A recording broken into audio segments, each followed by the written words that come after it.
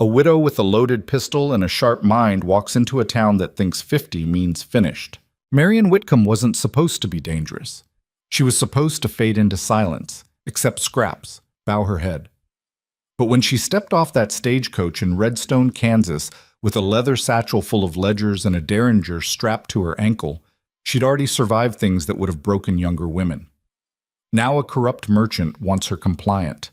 A patient cowboy wants her trust. And Marion? She wants what no one thinks she deserves anymore. A life entirely her own. Stay with me until the end.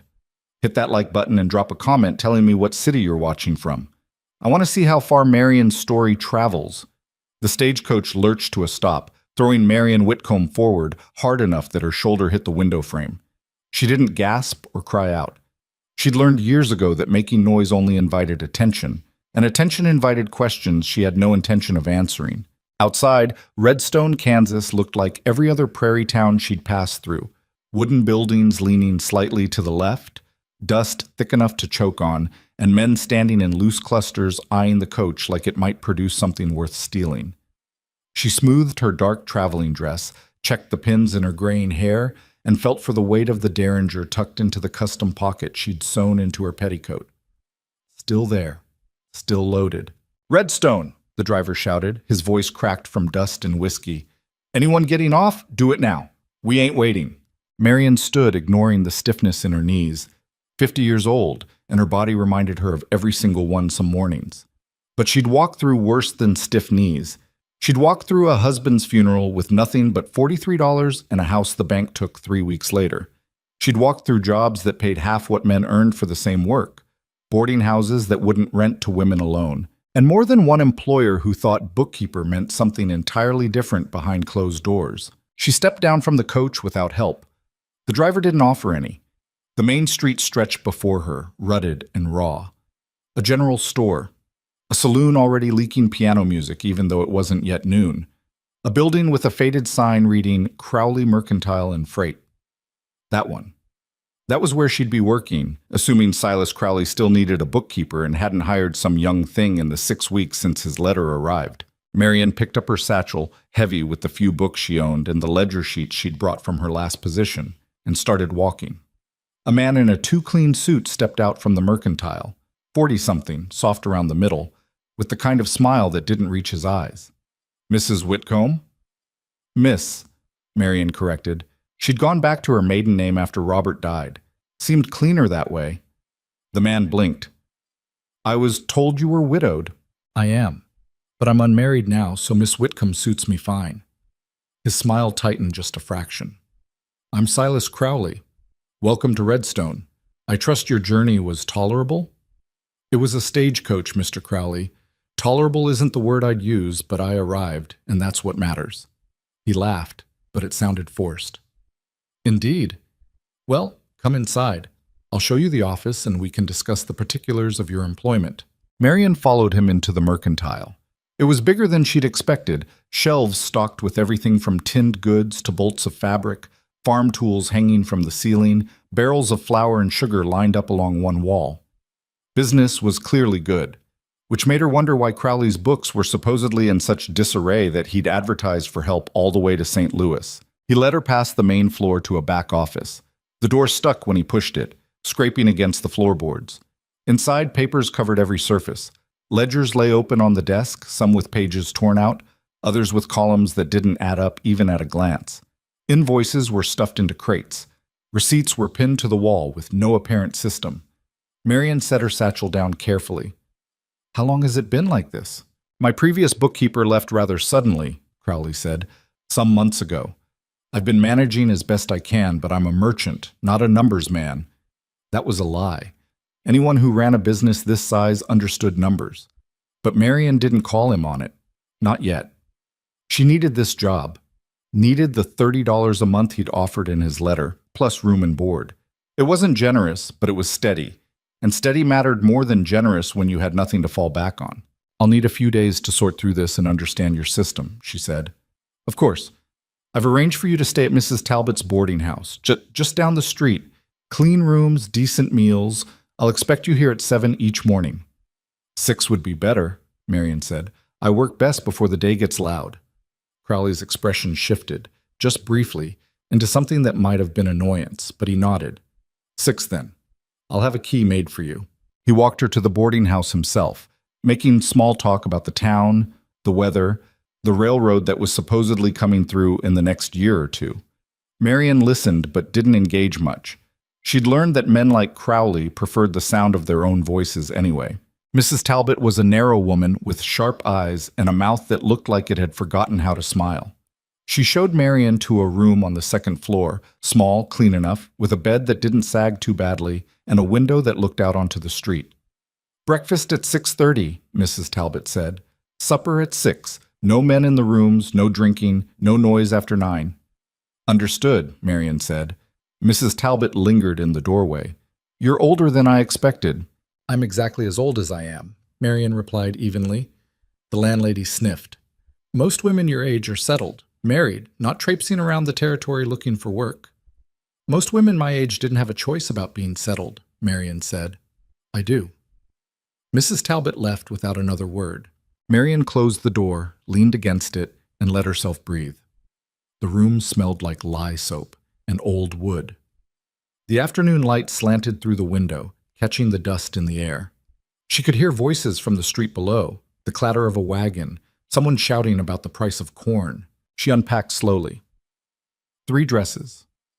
1 for work, 1 for church, if she ever went, 1 for winter. Undergarments. A nightgown. The Derringer, which she slipped under her pillow. The books.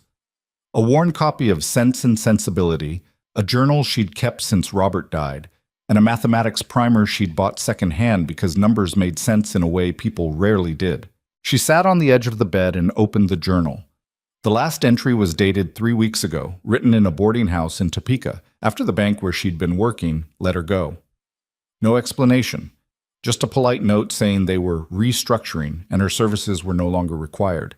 She knew what that meant. A younger woman had walked in, smiled the right way, and Marian became inconvenient. She picked up the pen, dipped it in ink, and wrote, "Arrived in Redstone." "The work looks worse than Crowley described, but I've seen worse. The town is rough, the people are suspicious, but I'm here, and I'm staying until I decide otherwise. No one else gets to make that choice for me. Not anymore." She blew on the ink to dry it, closed the journal, and lay back on the bed. Her body ached in all the familiar places. But she wasn't dead yet, and as long as she wasn't dead, she'd keep moving.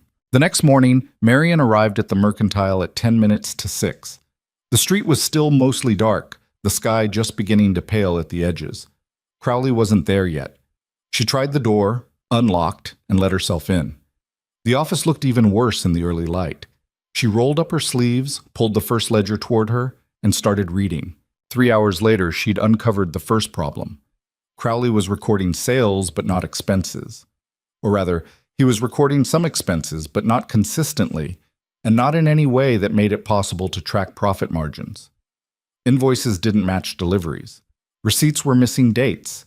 Some entries were in his handwriting. Others weren't. She was deep in a stack of freight invoices when the door opened and Crowley walked in. He stopped short when he saw her, then recovered quickly.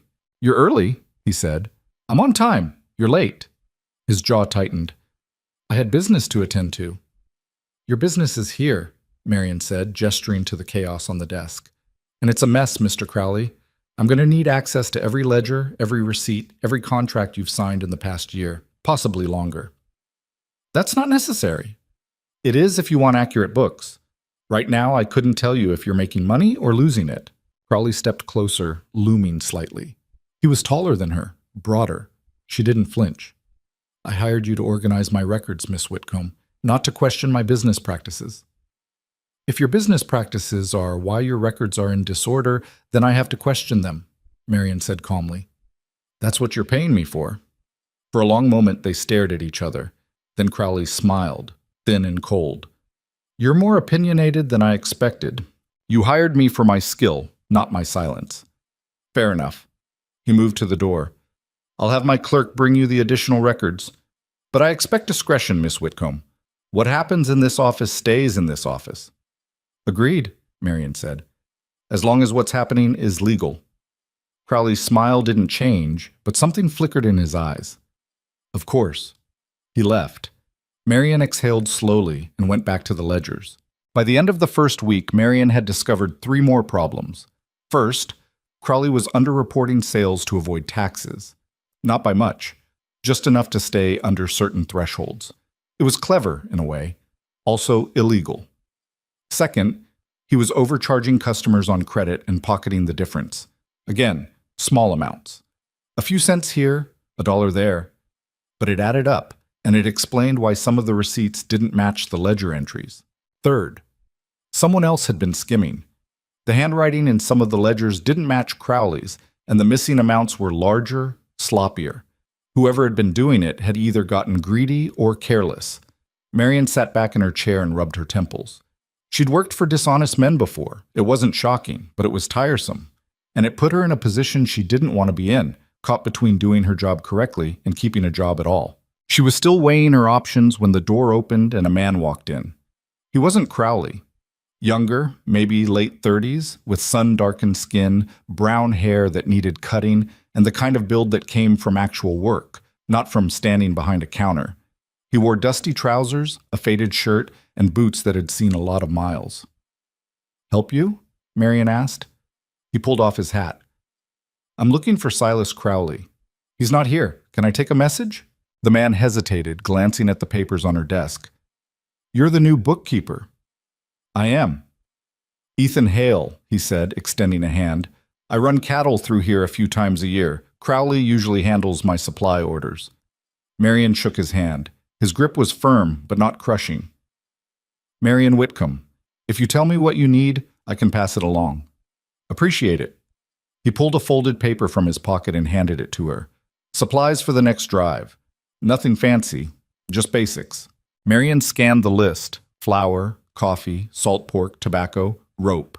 Standard trail provisions. "When do you need it?" 2 weeks, give or take. Depends on the weather." "I'll make sure Mr. Crowley knows." Ethan nodded, but he didn't leave.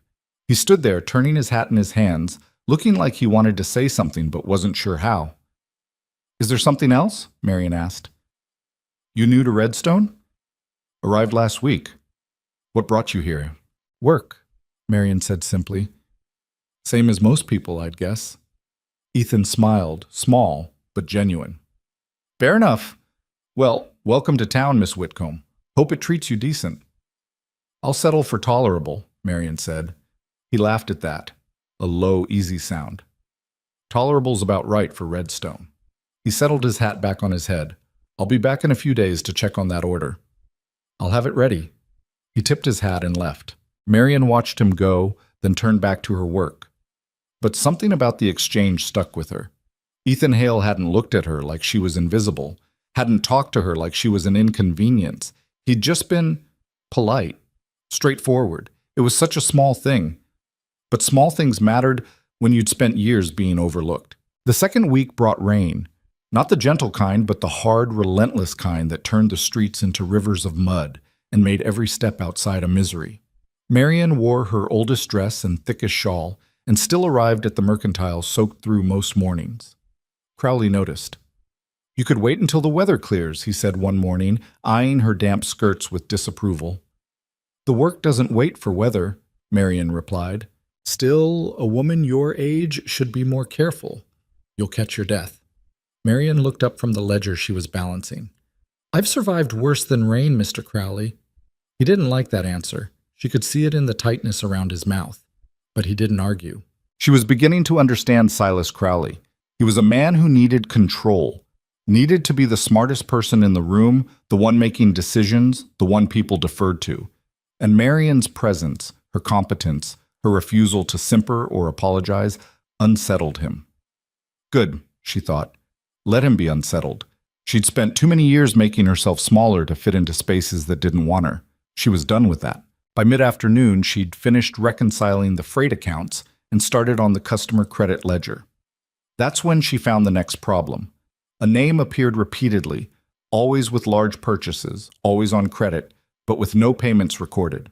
She cross-referenced it with the receipt files. Nothing. She checked the invoice records. Still nothing. The name was J. Brennan. She was still puzzling over it when Crowley returned from whatever business he'd been conducting. Mr. Crowley, she said. Who's Jay Brennan? His expression went carefully blank. Why do you ask? Because there's nearly $300 in unpaid credit under that name, and I can't find any record of payment or even an attempt to collect. That's a private matter. It's also affecting your profit margin, Marion said. If this debt isn't going to be collected, it needs to be written off. If it is, I need to know so I can track it properly. Crowley stepped closer to the desk. His voice dropped. Miss Whitcomb, I appreciate your thoroughness, but there are some things that don't require your attention. Everything in these books requires my attention. That's what you hired me for. I hired you to organize records, not to pry into my personal affairs. Marion set down her pen. Mr. Crowley, if you want me to keep accurate books, I need accurate information. If there are accounts you don't want me to touch, tell me now so I can note them as restricted. But don't expect me to ignore discrepancies and still produce honest records. For a moment, she thought he might fire her on the spot. His face flushed, his hands clenched at his sides. But then he took a breath and forced a smile. You're right, of course. I'll provide you with the details on the Brennan account by tomorrow. Thank you. He left the office. Marion went back to her work, but her hands were shaking slightly. She'd pushed, maybe too hard, but she couldn't do her job halfway, and she wouldn't lie in a ledger to protect a man's secrets. If he fired her, she'd find another job. It might take time. It might mean leaving Redstone. But she'd done it before, and she'd do it again. She wasn't afraid of starting over. She'd been doing it her whole life. That evening, Marion ate supper at the boarding house in silence. The other residents, 2 shop clerks and a traveling salesman, didn't speak to her much. She was older, female, and kept to herself. That made her strange, and strange wasn't welcome. She didn't mind. She'd never been good at small talk anyway. After supper, she went to her room and tried to read, but her mind kept drifting back to the Brennan account. $300 was a significant sum. Not enough to destroy Crowley's business, but enough to matter. And the fact that he'd gotten defensive when she asked about it suggested it wasn't a simple case of a customer falling behind on payments. She was still thinking about it when someone knocked on her door. She tensed, reached for the Derringer under her pillow, then called, "Who is it?" "Mrs. Talbot, you have a visitor downstairs." A visitor? Marion frowned.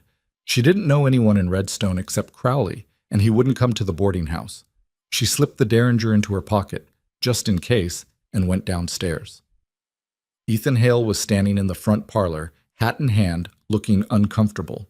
Mrs. Talbot hovered nearby, watching with undisguised curiosity. "Mr. Hale," Marion said, surprised. "Is something wrong with your order?" "No, ma'am. Order's fine. He glanced at Mrs. Talbot, then back at Marion. "I wondered if you might take a walk with me. Weather's cleared up, and I thought you might like some air." Marion hesitated. She didn't know this man, didn't know what he wanted. But something in his expression, earnest, a little nervous, made her think he wasn't dangerous. "All right," she said. "Let me get my shawl." Mrs. Talbot's eyebrows shot up, but Marion ignored her and went back upstairs. She grabbed her shawl, checked that the Derringer was still in her pocket, and returned to the parlor. Ethan offered his arm. Marion took it, and they stepped out into the cool evening. The street was quiet, the mud from the rain starting to dry into hard ruts. Lamps glowed in a few windows. Somewhere, a dog barked. They walked in silence for a moment, then Ethan said, "I hope I'm not overstepping, Miss Whitcomb. You seem like someone who might appreciate a bit of plain speaking." "I do," Marion said. "Go ahead." "Redstone's not an easy town, especially for women on their own, and I've seen how Crowley operates. He's not a bad man, exactly, but he's not a good one either. If you're working for him, you should watch your back." Marion glanced at him. "Why are you telling me this?" Ethan shrugged. "Because you strike me as someone who deserves a fair warning, and because—" He trailed off, looking almost embarrassed. "Because I'd like to think if I was in a new place, someone might do the same for me." They reached the edge of town where the buildings gave way to open prairie. The sky was vast and darkening, stars just beginning to appear. "I appreciate the warning," Marion said, "but I've worked for men like Crowley before. I can handle myself." "I don't doubt it," Ethan said. "You've got the look of someone who's been through some things and came out the other side." Marion smiled faintly. "That's a polite way of saying I'm old and worn out." That's not what I meant. I know. She looked out at the prairie. But it's what most people think. I'm 50, Mr. Hale. In a world that thinks women my age are only good for rocking chairs and knitting, that makes me close to useless. Anyone who thinks that is a fool, Ethan said quietly. Marion turned to him, startled. He met her gaze, steady and serious. I mean it, he said. Age doesn't make a person useless. Hell, most of the smartest people I know are older than you. They've lived through things, learned things. That's worth more than being young and pretty. Marion felt something crack open inside her chest, something she'd kept locked down for years. She looked away quickly, blinking against the sudden sting in her eyes. Thank you, she said, her voice rough. That's kind of you to say. It's true, Ethan said simply. They stood there for a moment, the wind stirring the grass around them. Then Ethan cleared his throat. I should get you back before Mrs. Talbot decides I've kidnapped you. Marion laughed, a real laugh, rusty from disuse. She probably already has. They walked back to the boarding house in comfortable silence. At the door, Ethan tipped his hat. I'll be back in a few days to pick up that order, he said. If you need anything in the meantime, if Crowley gives you trouble, you let me know. I will, Marion said. Though she doubted she'd take him up on it, she'd learned long ago not to rely on anyone but herself. Still, as she watched him walk away, she felt something she hadn't felt in a long time. Not hope, exactly, but maybe the beginning of it. The next morning, Crowley was waiting for her when she arrived at the mercantile. We need to talk, he said, his voice clipped. Marion set down her satchel. About the Brennan account? Among other things. He gestured to a chair. Sit. She didn't. I prefer to stand. His mouth thinned. Fine. Miss Whitcomb, I've reconsidered your employment here. Marion's stomach dropped, but she kept her expression neutral. I see. You're competent, Crowley continued. More than competent, actually, but you're also difficult. You ask too many questions. You challenge my decisions, and I'm starting to think this arrangement isn't working. Are you firing me? I'm suggesting we come to an understanding. He leaned against the desk, crossing his arms. I need someone to manage my books. You need a job. But if this is going to work, you need to accept that some things are none of your concern. The Brennan account, for instance, or how I choose to handle certain transactions. Your job is to record what I tell you to record, not to investigate. Marion looked at him for a long moment. She could say yes, could swallow her pride, keep her head down, take the money. It would be easier, safer. But she'd spent too many years being safe, and it had gotten her nothing but invisible. No, she said. Crowley blinked. Excuse me? I said no. I won't falsify records. I won't ignore discrepancies. And I won't pretend your books are in order when they're not. She picked up her satchel. If that's difficult for you, Mr. Crowley, then I suggest you find someone else. His face went red. You're making a mistake. Maybe, Marion said, but it's my mistake to make. She walked out of the office, through the mercantile, and into the street. Her heart was pounding, her hands shaking. She'd just walked away from the only job she had, the only income, the only reason she'd come to Redstone. She was an idiot, but she was an idiot with her integrity intact. She went back to the boarding house, paid Mrs. Talbot for the week, and started packing. She'd leave in the morning, find another town, another job. It would be fine. It always was, eventually. She was folding her last dress when someone knocked on the door. Come in, she called, expecting Mrs. Talbot. But it was Ethan Hale. He stood in the doorway looking concerned. I heard what happened. Word travels fast. Redstone's a small town. He stepped inside, closing the door behind him. Are you all right?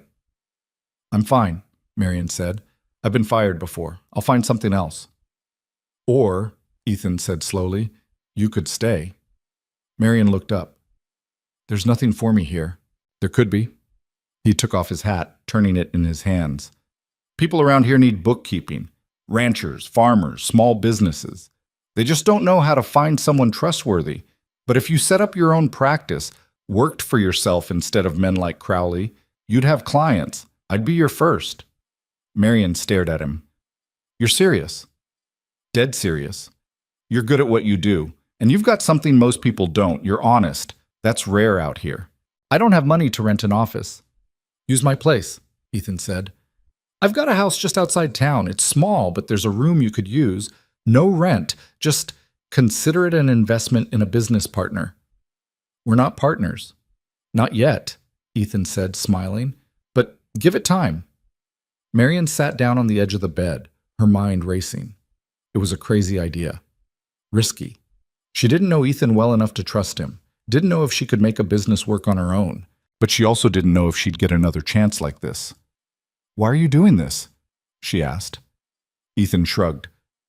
Because I think you're worth betting on, and because I've spent most of my life working for other people. I know what it's like to want something of your own. Marion looked at him, really looked. He wasn't handsome in any conventional way. His face was too weathered, his hands too rough. But there was something steady about him, something real. All right, she said. I'll try it. But I'm paying you back. Once I start making money, I'm paying rent. Deal, Ethan said. And just like that, Marion Whitcomb, 50 years old, widowed, alone, started building something new. Ethan's house sat 3 miles outside Redstone, a low wooden structure that looked like it had been built by someone who knew how to use their hands but didn't care much about appearances. The roof was straight, the walls were solid, but there was nothing decorative about it. No porch railing, no painted trim, just bare wood weathered gray by sun and wind. Marion stood in the doorway of what Ethan called the spare room, taking it in. A narrow bed pushed against one wall, a table that wobbled when she touched it, a single window facing west, currently covered with a flour sack nailed to the frame. I know it's not much, Ethan said from behind her, but it's dry and the roof doesn't leak. Much. Much? There's a spot in the corner that drips when it rains hard. I put a bucket there. Marion turned to look at him. He stood in the hallway, hat in hand, looking genuinely concerned that she might change her mind. It's fine, she said. And it was. She'd stayed in worse. When can I move in? Whenever you want. Today, if you're ready. She was ready. She'd been ready to leave the boarding house since the day she arrived. Mrs. Talbot's tight-lipped disapproval had worn thin fast, and the constant sense of being watched, judged, found wanting, that was something Marion had lived with long enough. I'll get my things, she said. Ethan insisted on helping, which meant he carried her satchel and the small trunk that held everything she owned while Marion walked beside him carrying her books. They made an odd pair, she thought. Him tall and sun-browned and quiet, her gray-haired and sharp-tongued and too old to be starting over. But here they were anyway. Mrs. Talbot barely looked up when Marion returned her key. Leaving already? I found other arrangements. The landlady's eyes flicked to Ethan, then back to Marion, her mouth pinched. I see. I doubt you do, Marion said evenly. But thank you for your hospitality. She walked out before Mrs. Talbot could respond. Behind her, she heard Ethan clear his throat awkwardly and mutter something about good day. On the walk back to his place, he said, She thinks we're— I know what she thinks, Marion interrupted. I don't care. It'll be all over town by tomorrow. Let it be. Marion shifted the books in her arms. I've been talked about before. It never killed me. Ethan was quiet for a moment. Then he said, For what it's worth, I'll set anyone straight who asks. Don't bother. People believe what they want to believe. They walked the rest of the way in silence, but it wasn't uncomfortable. Ethan didn't fill space with useless chatter, and Marion appreciated that. Too many people talked just to avoid quiet, like silence was something to be feared. But Marion had spent enough time alone to know that quiet could be a relief. By the time they reached the house, the sun was starting to set. Ethan showed her where he kept the lamp oil, the matches, the pump for water. The kitchen was small and functional. A stove, a table, 2 chairs, shelves lined with tins and jars. Everything was clean but worn, used hard and often. I'm not here much, Ethan said, as if reading her thoughts. I'm on the trail most of the year. This is just where I come back to between drives. So you won't mind if I rearrange things? He smiled. Rearrange whatever you want. Make yourself at home. Home. The word felt strange. Marion hadn't had a home in years. She'd had rooms, boarding houses, temporary lodgings, but not a home, not a place that was hers. She set her books on the table and looked around. The light was fading fast, turning everything soft and golden. Through the window, she could see the prairie stretching out, endless and empty. "I'll stay out of your way," Ethan said, "and if you need anything." "I'll manage," Marion said. "But thank you." He nodded, settled his hat back on his head, and left her alone. Marion stood in the middle of the room for a long moment, listening to the silence. Then she lit the lamp, unpacked her trunk, and got to work. The next morning, she woke before dawn, dressed in her work clothes, and started setting up the spare room as an office. She dragged the bed to one side, positioned the table under the window, and used crates she found in the barn to build makeshift shelves for her ledgers and papers. It wasn't elegant, but it was functional. By the time Ethan appeared in the doorway with a cup of coffee, she'd already written out a simple sign on a piece of smooth board. M. Whitcomb, Bookkeeping and Accounts. "You work fast," he said, handing her the coffee. "I don't see the point in waiting." She took a sip. It was strong and bitter, the way she liked it. "I need to let people know I'm available for hire. Is there a place in town where I can post notices?" "General store, saloon, maybe the livery stable." He leaned against the doorframe. "But most folks around here don't read notices. You'll have better luck talking to people directly." "I'm not good at talking to people." "You talk fine when you've got something to say." Marion gave him a look. "That's different from small talk." "Then don't make small talk. Just tell them what you do and why they should hire you." He grinned. "You're good at that too." She wanted to argue, but he wasn't wrong. She'd never been shy about her skills. It was people, their expectations, their judgments, their need to put her in a box she didn't fit that made her uncomfortable. "I'll start tomorrow," she said. "Today I need to finish setting up." Ethan nodded and left her to it. The rest of the day passed in a blur of organizing, cleaning, and planning. She made lists of potential clients, ranchers, farmers, shop owners, calculated what she'd need to charge to cover expenses and still make a profit, drafted a standard contract for her services. It felt good, purposeful, like she was building something instead of just surviving. That evening, Ethan cooked supper, fried salt pork and beans, nothing fancy but filling. They ate at the small kitchen table, the lamp flickering between them. "So," Ethan said, breaking the silence, "how'd you end up in Redstone? I know you said work, but there's work everywhere. Why here?" Marion considered not answering, but Ethan had been honest with her, had taken a risk letting her stay. He deserved something in return. "Crowley's advertisement ran in a St. Louis paper," she said. "I was staying in a boarding house there, looking for work. The ad said $30 a month plus room and board. It wasn't generous, but it was steady, and I was tired of moving." "Where were you before St. Louis?"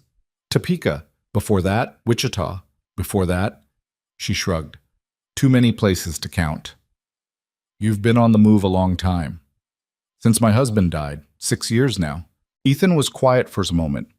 Then he said, "What was he like?" No one ever asked her that. Most people offered condolences and changed the subject, as if talking about the dead was impolite. But Ethan just watched her, waiting. "Robert was a clerk," Marion said slowly. "Quiet, reliable, not ambitious, but steady. We had a decent life. Not rich, but comfortable enough. Then he caught pneumonia one winter and was gone in 3 days." She stared at her plate. "He didn't leave much, some savings, the house. But the bank had a lien I didn't know about, and after the funeral expenses, there was nothing left. I had $43 and nowhere to go. No family? None that wanted me. Robert's brother offered to take me in, but only if I agreed to work as his housekeeper. Unpaid, of course. He called it charity." Her voice went flat. "I called it servitude and left." Ethan's jaw tightened. "So you've been working ever since?" "Yes, and I'm good at it. Numbers make sense to me in a way people don't. But most men don't want to hire a woman my age. They want someone young and grateful, someone who won't ask questions or challenge them." She met his eyes. "That's why Crowley hired me, I think. He thought I'd be desperate enough to overlook whatever he was doing wrong." "He thought wrong." "He did." Marion allowed herself a small smile. "And now here I am, starting a business I don't know if anyone will hire me for." "They will," Ethan said. "Give it time." She wanted to believe him, but belief required hope, and hope had disappointed her too many times. The next day, Marian walked into Redstone with her sign under her arm and her confidence carefully arranged like armor. Her first stop was the general store, not Crowley's Mercantile, but a smaller place run by a German couple named the Schneiders. Mrs. Schneider looked up from behind the counter when Marian entered. She was a solid woman with flour on her apron and suspicion in her eyes. "Help you?" "I'm Marian Whitcomb. I do bookkeeping. I wondered if I might post a notice here." Mrs. Schneider's expression didn't change. "You're the one who was working for Crowley?" "Briefly, yes." "Heard you walked out on him." News really did travel fast in this town. Marian kept her voice steady. "We had a difference of opinion about professional standards." "That's so." Mrs. Schneider wiped her hands on her apron. "What kind of bookkeeping?" "Accounts, ledgers, inventory tracking, tax preparation, whatever you need." The older woman studied her for a long moment. Then she called toward the back room. "Heinrich, come here." A tall, thin man emerged, dusting flour off his hands. He had kind eyes and the weathered face of someone who'd worked hard all his life. "This is Mrs. Whitcomb," his wife said. "She does books." Heinrich nodded. "We could use help with that. Our records are—" He gestured vaguely. "Not good." "I'd be happy to take a look," Marian said. "No charge for the first assessment. If you decide to hire me, we can discuss terms." The Schneiders exchanged a glance. Then Heinrich said, "All right. Come back tomorrow. Bring your things." Just like that, she had her first client. Word spread faster than Marian expected. Within a week, she had 3 more clients: a rancher who needed help with his cattle records, a widow who ran a boarding house and couldn't make her numbers balance, and a farmer who was being audited by the territorial tax office and had no idea where half his receipts were. The work was steady, the pay was decent, and for the first time in years, Marian felt like she was building something that belonged to her. But not everyone was pleased. She was leaving the boarding house, the widow's place, not Mrs. Talbot's, when a man stepped in front of her. It was one of Crowley's clerks, a weaselly young thing named Dale. "Miss Whitcomb," he said, his tone falsely polite. "Mr. Crowley would like a word with you. Mr. Crowley can write me a letter if he has something to say. He asked me to bring you to the Mercantile." "And I'm declining." Dale's expression hardened. "He said you'd say that. He also said to remind you that he has friends in this town. Important friends." Marian stepped closer, lowering her voice. "And I have a reputation for honesty, which is worth more than any friend your employer has. Now get out of my way before I make a scene." Dale hesitated, then stepped aside. But as Marian walked past, he said, "You're making a mistake." "That seems to be my specialty," Marian replied without looking back. She told Ethan about it that evening. He was fixing the latch on the barn door, and she stood nearby, arms crossed, still angry. "Crowley's trying to intimidate you," Ethan said, not looking up from his work. "He doesn't like losing control. I never worked for him long enough for him to have control. Doesn't matter, you walked out, made him look bad, and now you're taking clients he probably thought would come to him." Marian frowned. "The people I'm working for aren't his customers." "No, but they're people who might have needed his help eventually. And if word gets around that you're better than him, which you are, then he loses more than clients. He loses reputation. So what do I do?" Ethan straightened, wiping his hands on his trousers. "Keep your head down. Do good work. Let your reputation speak for itself. And if Crowley tries anything more direct, you tell me. I can handle Crowley." "I know you can." Ethan's voice was quiet but firm. "But you don't have to handle him alone." Something in his tone made Marian look at him more closely. He wasn't just being polite. He meant it. And the realization that someone actually cared what happened to her, not because they wanted something from her, but just because they did, was almost more unsettling than Crowley's threats. "Thank you," she said finally. "I'll keep that in mind." The weeks blurred together.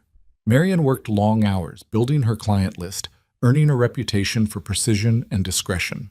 She liked the rhythm of it, the way numbers balanced, the satisfaction of solving a problem, the quiet pride of doing something well. Ethan was gone for 10 days on a cattle drive, and Marian discovered that she missed him. Not in any dramatic way, but in small moments. The lack of coffee already made in the morning, the silence at supper, the absence of his steady presence. When he came back dusty and tired and smelling like horses, she felt something shift in her chest that she didn't quite want to examine. "How'd it go?" she asked as he unsaddled his horse. "Fine. Lost 2 head to a river crossing, but that's better than I expected." He glanced at her. "How's business?" "Good. I picked up 2 more clients while you were gone." "Told you."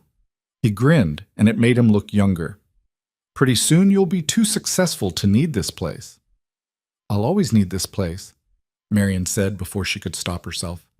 Ethan went still. Then he said, softly, "Good, because I like having you here."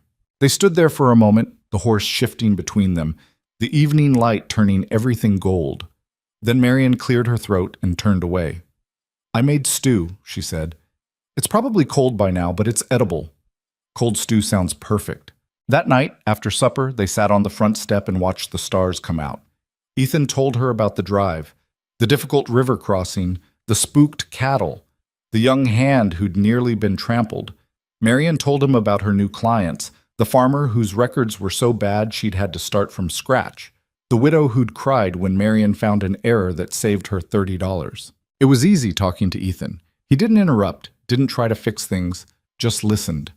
And when he did speak, it was thoughtful, measured. He didn't waste words.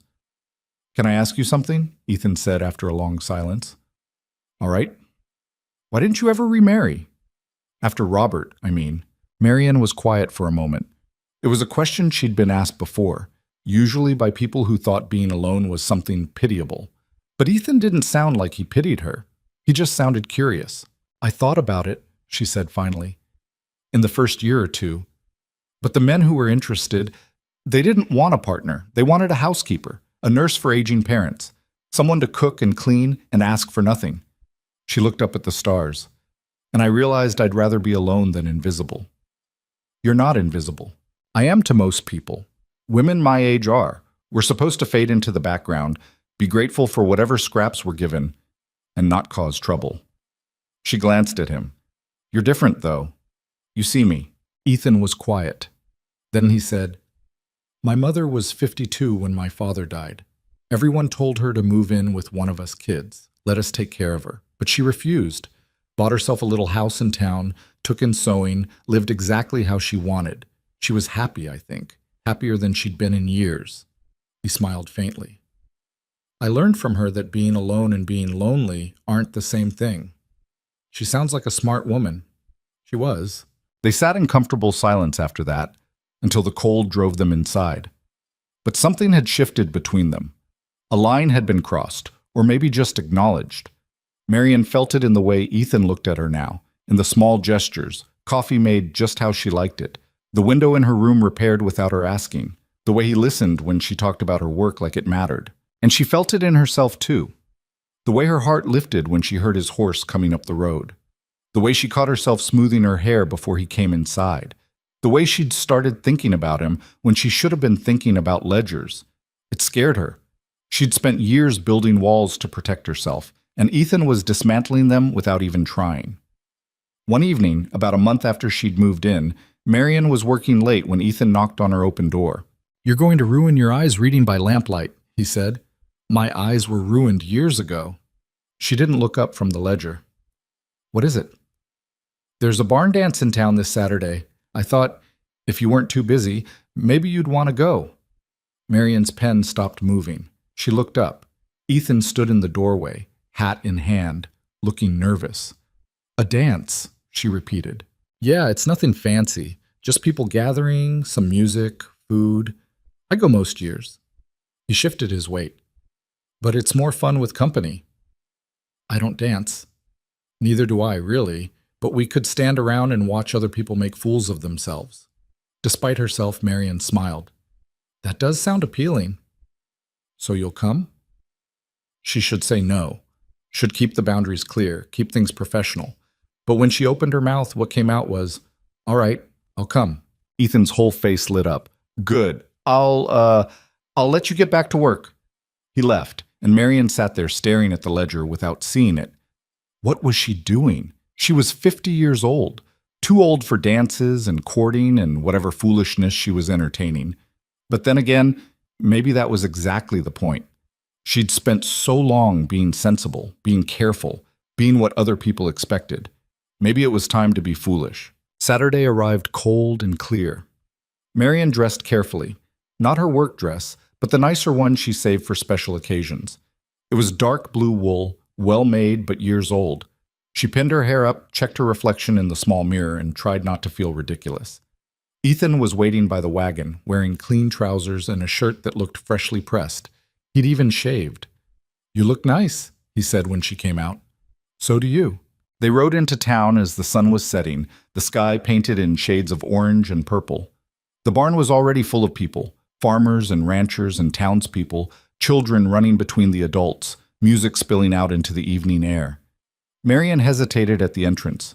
She could feel people looking at her, whispering. The widow who'd walked out on Crowley. The woman living with Ethan Hale. The one who thought she was too good for honest work. Ethan must have sensed her tension because he leaned close and said quietly, "Ignore them. You have every right to be here." "Do I?" "You do." He offered his arm. "Come on, let's get some of that apple cider before it's all gone." They made their way through the crowd. Some people nodded politely. Others turned away. But Ethan stayed close, steady as always, and gradually Marian felt herself relax. The music was lively, a fiddle and a guitar, and someone on a makeshift drum. Couples spun across the floor, laughing and sweating. Children darted between them. Old women sat in chairs along the wall, gossiping and keeping watch.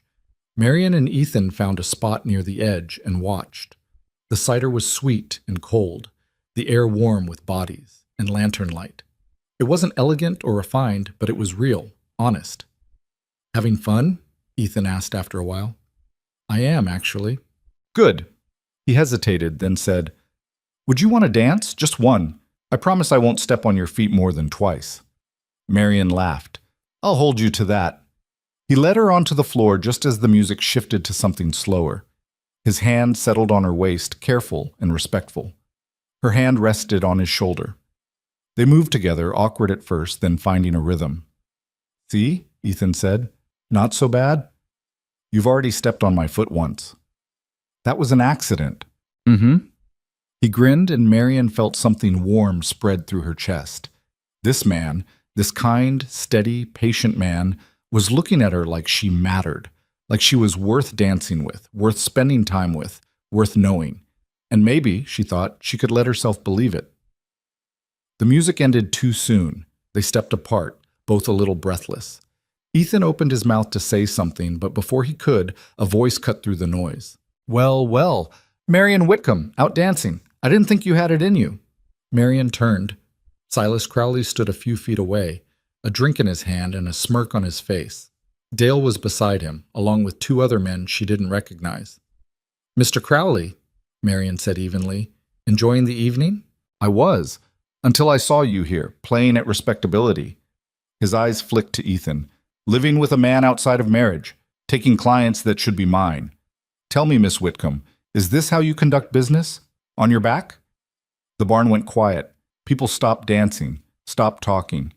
Everyone was watching. Marian's face went hot, but her voice stayed cold. "You should be careful what you say, Mr. Crowley. Slander is a serious accusation." "Is it slander if it's true?" Ethan stepped forward, his expression dangerous. "You need to apologize, right now." "Or what? You'll defend her honor?" Crowley laughed. "She doesn't have any honor left to defend." What happened next happened fast. Ethan's fist connected with Crowley's jaw with a sound like a hammer hitting wood. Crowley went down hard, his drink flying. Dale and the other men lunged forward, and suddenly the whole thing turned into a brawl. Fists flying, people shouting, women shrieking. Marian stood frozen for half a second. Then she grabbed Ethan's arm and pulled. "We're leaving, now." He hesitated, breathing hard, his knuckles already swelling. Then he nodded and let her lead him out. They didn't speak until they were in the wagon, heading away from town.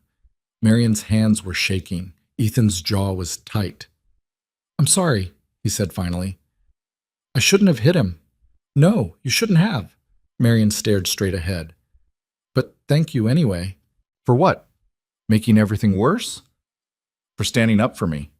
No one's done that in a long time." Ethan was quiet. Then he said, "He had no right to talk to you that way. Men like Crowley think they have every right." She took a breath. "This is going to cause problems. You know that." "I know. He'll spread rumors, try to ruin my business, maybe yours too." "Let him try." Marion looked at him. His profile was hard in the moonlight, his jaw set, and she realized something that both terrified and thrilled her.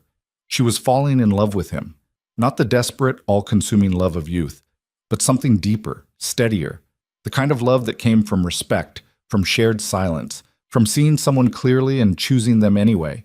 And she had no idea what to do about it. They didn't speak for the rest of the ride home. The wagon wheels creaked over the rutted road, and somewhere in the distance a coyote howled. Marion kept her hands folded in her lap, trying to stop them from shaking. She'd been humiliated before, plenty of times, but never quite like that. Never in front of a whole town, with everyone watching, judging. When they reached the house, Ethan helped her down from the wagon without a word. His knuckles were split and bleeding. She caught his hand before he could pull away. "Let me clean that," she said. "It's nothing. It's not nothing. Come inside." She led him to the kitchen, lit the lamp, and pumped water into a basin. Ethan sat at the table while she gathered clean cloth and the bottle of whiskey he kept in the cupboard for occasions like this. "This is going to sting," she warned. "I've had worse." She poured whiskey over his knuckles. He hissed through his teeth but didn't pull away. The cuts were deep but clean. She worked carefully, dabbing away the blood, wrapping his hand in strips of cloth. "You didn't have to do that," she said quietly. "Hit him, I mean." "Yes, I did." "No, you could have walked away. Should have walked away." Ethan met her eyes. "He called you a whore, Marion. In front of everyone. I wasn't going to stand there and let him. And now he'll use this against you, against both of us." "I don't care." "You should care." Her voice cracked despite her best efforts. "You have a business, a reputation. I won't be the reason you lose that." Ethan reached up with his good hand and caught hers. "You're not the reason for anything. Crowley is. He's the one spreading lies because he's angry you wouldn't bend to him. That's on him, not you. People won't see it that way." "Then people are fools." Marion pulled her hand free and turned away. She couldn't look at him, not when her chest felt tight and her eyes were burning. "You should have let me handle it," she said. "How? By standing there and taking it?" "Yes, I've been doing that my whole life. I know how." "Well, maybe it's time you didn't have to." The words hung between them. Marion gripped the edge of the table, fighting for control. She'd learned young that crying solved nothing. Tears were weakness, and weakness got you nowhere. But right now, she felt dangerously close to breaking. "I should go to bed," she said, her voice barely steady. "It's late." "Marion." "Good night, Ethan." She left before he could say anything else. In her room, she closed the door, leaned against it, and finally let herself cry. Not loud, ugly sobs. She'd never allowed herself that, but quiet tears that slid down her face and dripped onto her collar. She'd thought she could build something here, thought she could make a life that was hers, independent and clean. But Crowley had just proven what she'd always known. Women like her didn't get to have nice things, didn't get to have respect or safety or love. Love. The word stuck in her mind like a burr. She wasn't supposed to be thinking about love. She was supposed to be sensible, practical. But she couldn't stop thinking about the way Ethan had looked at Crowley, the fury in his eyes, the way he'd stepped between her and danger without hesitation. No one had ever done that for her before, and it terrified her. The next morning, Marion woke early and found Ethan already in the kitchen. He'd made coffee, and his hand was still wrapped in the bandages she'd put on the night before. "How is it?" she asked. "Sore, but I'll live." He poured her a cup. "Listen, about last night. We don't need to talk about it." "I think we do." Marion sat down, wrapping her hands around the warm cup. Outside, the sky was just beginning to lighten, turning the world gray and soft. "What Crowley said," Ethan continued, "it's going to spread. You know that." "I know. And it's going to make things harder for you, for your business." "Probably."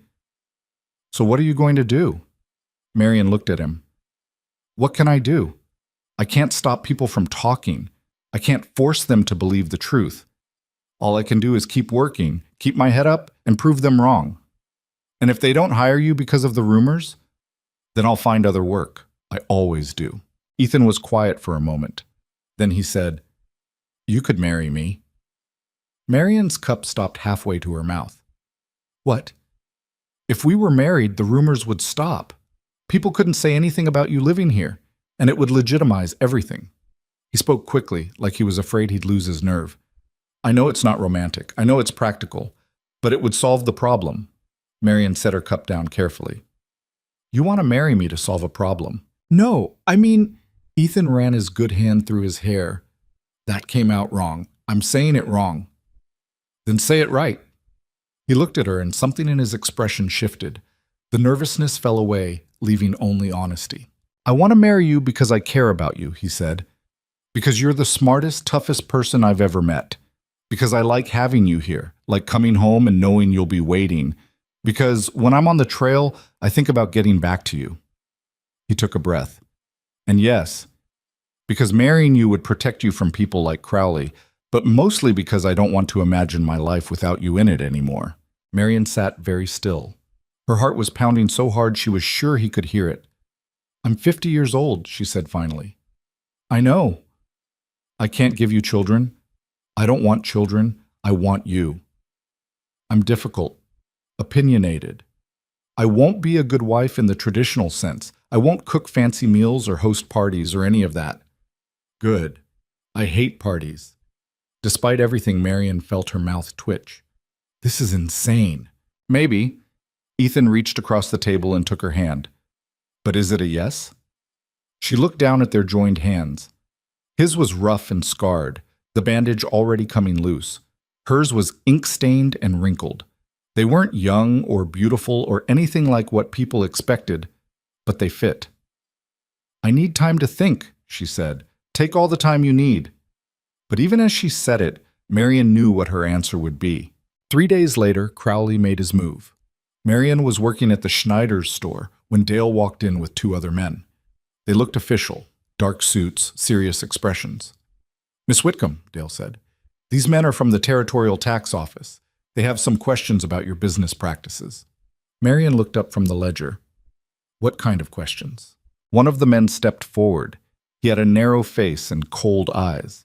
"We've received a complaint that you've been operating a business without proper licensing.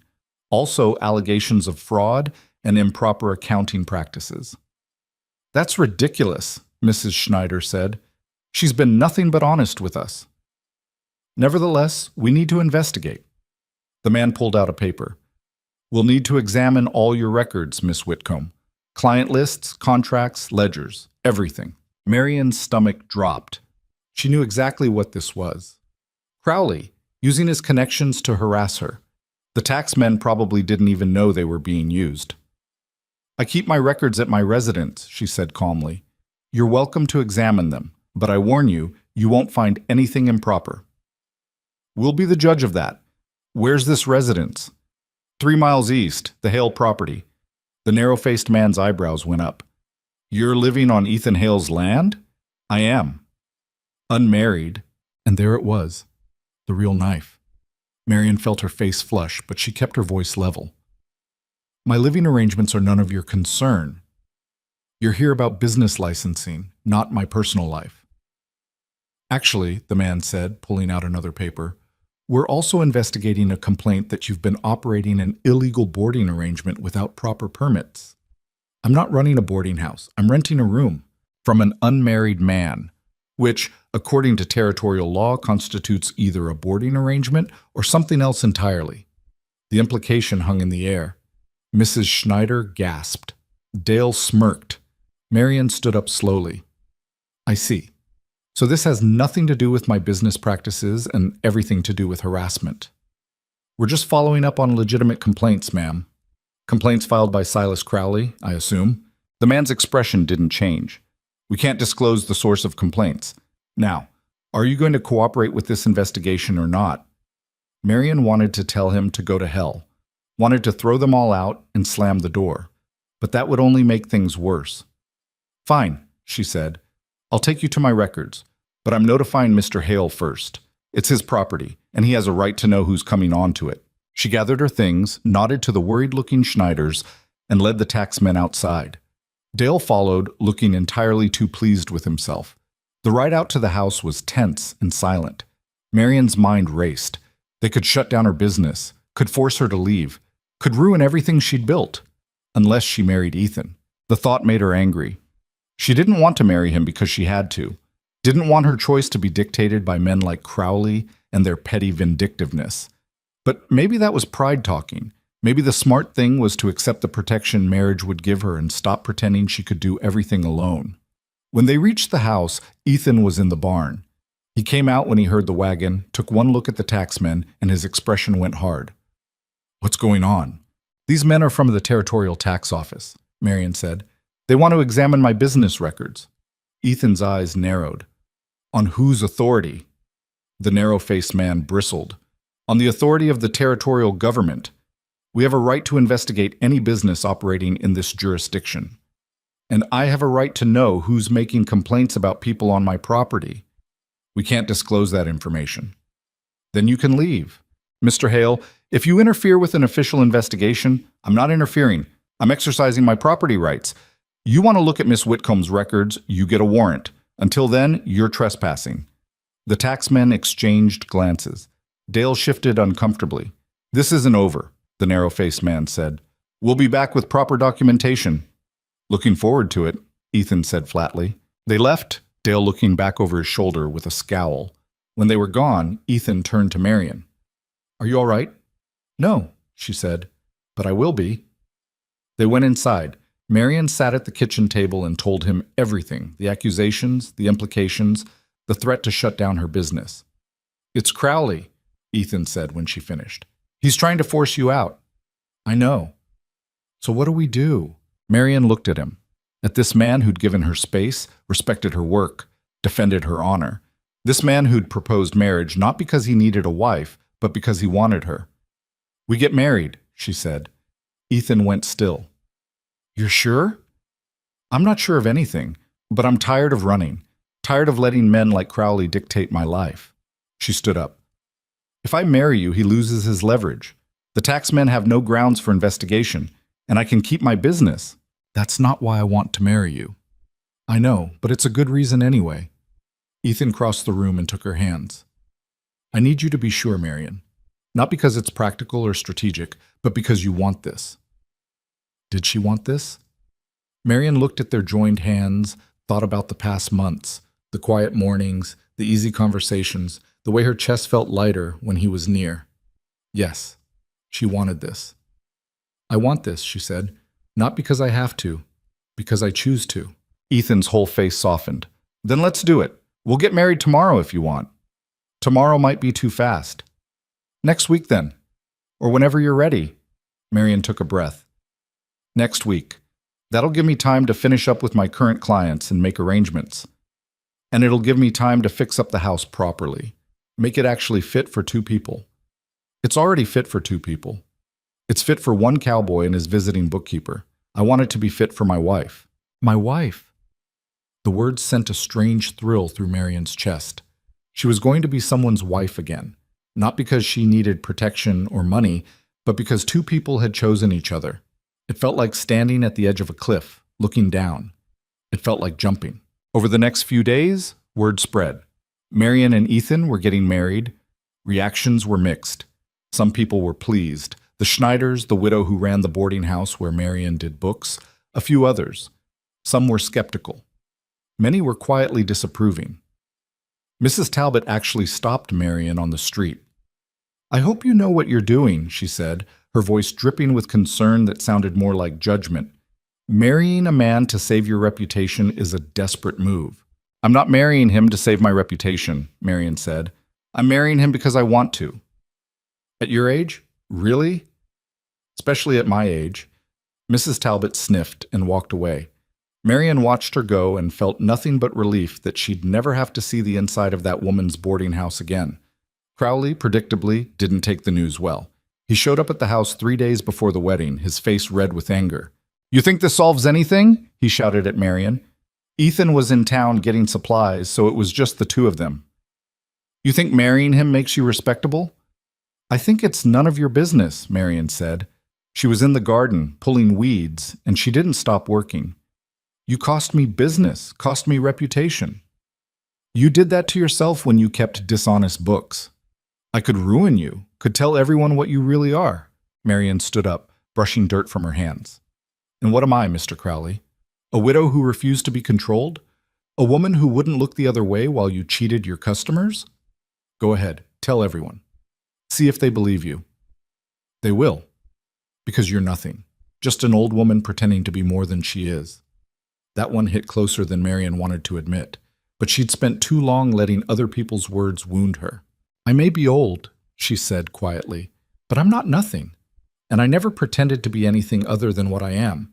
Someone who knows her worth and won't settle for less than she deserves. She met his eyes. You should try it sometime. Crowley's jaw worked like he wanted to say something else. But then he just turned and left, his boots crunching on the gravel. Marian went back to her weeding. Her hands were shaking again, but this time it wasn't from fear. It was from anger, from the sheer exhaustion of constantly having to defend her existence. When Ethan came home and found her still in the garden, he sat down beside her without a word. They pulled weeds together in silence until the sun started to set. Crowley was here, Marian said finally. I figured, you've got that look. What look? The one you get when you've been fighting and won, but you're too tired to celebrate. Marian smiled despite herself. That's depressingly accurate. What did he say? The usual, that I'm nothing, that marrying you won't change anything. Ethan was quiet for a moment. Then he said, Do you believe him? No, but it still hurts to hear. I know. He reached over and took her hand. For what it's worth, I think you're everything, and marrying you is the smartest thing I'll ever do. Marian's throat tightened. You don't have to say that. I'm not saying it because I have to. I'm saying it because it's true. She looked at him, really looked. At the lines around his eyes, the gray in his hair, the calluses on his hands. He wasn't perfect. He was stubborn and quiet, and sometimes too quick to use his fists. But he was good, honest, and he saw her as she was and didn't want her to be anything else. I love you, she said. The words came out rough, unpracticed. She hadn't said them in years, hadn't let herself feel them. Ethan's expression went soft. I love you too. They sat there in the dirt, holding hands, watching the sky turn purple and gold. And for the first time in longer than she could remember, Marian felt something close to peace. The wedding was small. They went to the justice of the peace in town, a gruff old man named Hutchins, who'd seen everything and was impressed by nothing.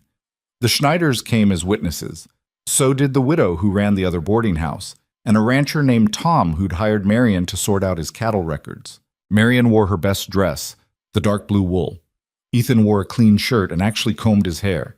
They stood in Hutchins' small office while he read from a book in a monotone voice, stumbling over the words like he'd rather be anywhere else. Do you, Ethan Hale, take this woman? I do, Ethan said before Hutchins could finish. I wasn't done yet. I know, but yes, I do. Hutchins sighed. And do you, Marian Whitcomb, take this man? Yes, Marian said, I do. You too? Fine. By the power vested in me by the territory of Kansas, I pronounce you married. Kiss her or don't, I don't care. Sign the register. They signed. Mrs. Schneider cried a little. Tom clapped Ethan on the back. And just like that, Marian was married again. It didn't feel real until they were back at the house, their house now, and Ethan carried her bags into his room. You don't have to use the spare room anymore, he said, unless you want to. Marian looked at the room. It was bigger than hers, with a real bed and a window that faced east. She could see the prairie stretching out, endless and free. I'll stay here, she said. That night, they lay in bed together for the first time. Not touching, just existing in the same space. The unfamiliarity of it was strange, but not uncomfortable. Are you all right? Ethan asked in the darkness. I think so. Are you? Yeah, just trying to believe this is real. Me too. Outside, the wind picked up, rattling the window. Winter was coming. Marian could feel it in the air, in the cold creeping through the walls. Ethan? Thank you for all of this. He rolled toward her. She felt his hand find hers under the blanket. You don't have to thank me. This isn't charity, Marion. This is us choosing each other. I know, but still. Thank you. He squeezed her hand, and slowly, carefully, they learned how to sleep next to each other. Two people who'd been alone for so long they'd forgotten what closeness felt like. The next morning, Marion woke to find snow falling. Not much, just a dusting, but enough to turn the world white and quiet. Ethan was already up, making coffee. She joined him in the kitchen, wrapping a shawl around her shoulders. He handed her a cup without speaking, and they stood at the window watching the snow together. It'll be a hard winter, Ethan said. I know. You sure you want to stay out here? We could find a place in town, somewhere warmer. Marion looked at the prairie, at the endless white. I'm sure. This is home now. And it was. Not because it was comfortable or easy, but because it was theirs. Because they'd chosen it, and each other, and were building something that belonged to them alone. The storm hit 2 weeks later. It started as a light snow that turned into a blizzard overnight. Wind screamed around the house, piling snow against the walls, making the windows shake. Marion and Ethan huddled near the stove, burning through their wood supply faster than they'd planned. By the second day, the drifts were high enough that they couldn't see out the windows. The cold seeped through every crack, and no matter how many blankets they piled on, it wasn't enough. We need to conserve heat, Ethan said. Stay in one room. Keep the stove going, but not too high. They moved everything into the bedroom. Food, water, extra wood. They hung blankets over the door to keep the heat in. And they waited. On the third night, when the wind was so loud it sounded like the house might come apart, Marion lay next to Ethan under every blanket they owned and felt something break open inside her. I'm scared, she said. Ethan pulled her closer. Of the storm? Of all of it. Of losing this. Of losing you. You're not going to lose me. You don't know that. Robert died in 3 days. Everything I had, gone. I can't. Her voice cracked. I can't go through that again. Ethan was quiet for a moment. Then he said, I can't promise I won't die. None of us can. But I can promise that while I'm here, I'm yours, completely. And whatever happens, we'll face it together. Marion turned toward him in the darkness. She couldn't see his face, but she could feel his warmth, hear his breathing. I never thought I'd have this again, she said. Love, partnership, someone who sees me. I see you, all of you, and I'm not going anywhere. She kissed him then, not tentatively or carefully, but with all the feelings she'd been holding back. And he kissed her back, and in that small room with the storm raging outside, they found each other completely. Later, as they lay tangled together, Marion felt something she hadn't felt in years. Hope. Not the fragile, desperate kind that shattered at the first disappointment, but the solid, enduring kind that came from knowing you weren't alone anymore. The storm lasted 5 days. When it finally cleared, they dug themselves out and surveyed the damage. Fences down, barn roof partially collapsed, but the house stood, and they were alive. We've got work to do, Ethan said, looking at the destruction. We do, Marion agreed, and they got to it, together. Spring came late that year, and when it finally arrived, it brought mud thick enough to swallow a wagon wheel and rain that turned every job into a battle against the elements. Marion stood in what would become her proper office and watched Ethan and Tom wrestle a beam into place. They were adding onto the house. 2 rooms, one for her work and one for storage. It was Ethan's idea, though he'd presented it like it was hers. You need a real office, he'd said one morning over coffee. Not that room with the wobbly table. Something proper, with shelves and a good desk and a door you can close when clients get too chatty. That costs money we don't have, Marion had replied. We have enough, and Tom owes me a favor. He'll help with the labor. So here they were, 2 months later, building something permanent. The walls were up, the roof was half finished, and Marion was trying not to think about how much lumber cost or how they'd pay for glass windows. You're doing it again, Ethan called from where he stood on the roof. Doing what? Worrying. I can see it from up here. I'm not worrying. I'm calculating. Same thing with you. Tom laughed, hammer in hand. She's got you figured out, Hale. She does, Ethan agreed, grinning down at her. Married 3 months, and she already knows all my tells. Marian felt heat creep into her face. Marriage still felt strange sometimes. Good strange, but strange. She'd catch herself thinking of Ethan as her husband, and the word would stick in her throat like something she wasn't allowed to claim. But he was her husband, and she was his wife. And they were building a life that felt more solid than anything she'd had before. The office was finished by early May. Ethan built her a desk from oak, solid and level, with drawers that actually slid smooth. Tom's wife donated an old chair that needed new upholstery, and Marian spent 2 evenings repairing it until it was serviceable. The shelves went up last, and Marian arranged her ledgers and books with the same care some women used arranging china. "It's perfect," she said when it was done. Ethan leaned in the doorway, arms crossed, looking pleased. "You think clients will come all the way out here?" "If they want good work, they will." And they did. By summer, Marian had more clients than she could handle alone. Ranchers, farmers, 3 different merchants in town who weren't Crowley, even a lawyer from 2 towns over who'd heard about her and needed help organizing estate records. The money was good. Better than good. For the first time in her life, Marian had savings. Actual money set aside, not for emergencies or survival, but for the future. It felt dangerous, having something to lose. One afternoon in late June, she was working through a particularly tangled set of accounts when someone knocked. She looked up to find a young woman standing in the doorway, maybe 25, thin and nervous looking, with a baby on her hip. "Mrs. Hale?" the woman said. "Yes." Marian still wasn't used to the name. "Can I help you?" "I'm Sarah Mitchell. My husband farms about 10 miles west. I heard you do bookkeeping." "I do." "Come in. Sit down." Sarah sat, bouncing the baby absently. "I don't know if you take on small jobs, but we're in trouble. The bank says we owe more than Thomas thought, and the numbers don't make sense. He's talking about selling the farm, and Her voice cracked. "I don't know where else to go." Marian recognized that desperation. She'd lived it. "Let me see what you have," she said gently. Sarah pulled out a stack of papers, loan documents, payment receipts, correspondence from the bank. Marian spread them across her desk and started reading. It took less than 10 minutes to find the problem. "Your husband's been paying the wrong amount," she said. "The bank changed the terms 3 months ago and didn't notify you properly. You've been underpaying and they've been adding penalties." Sarah's face went white. "So we do owe it?" "You owe some of it, but not all. These penalty fees are excessive, and I'd bet money the bank knows it." Marian pulled out a clean sheet of paper. "I'm going to write you a letter. You take this to the bank and show them exactly where their accounting is wrong.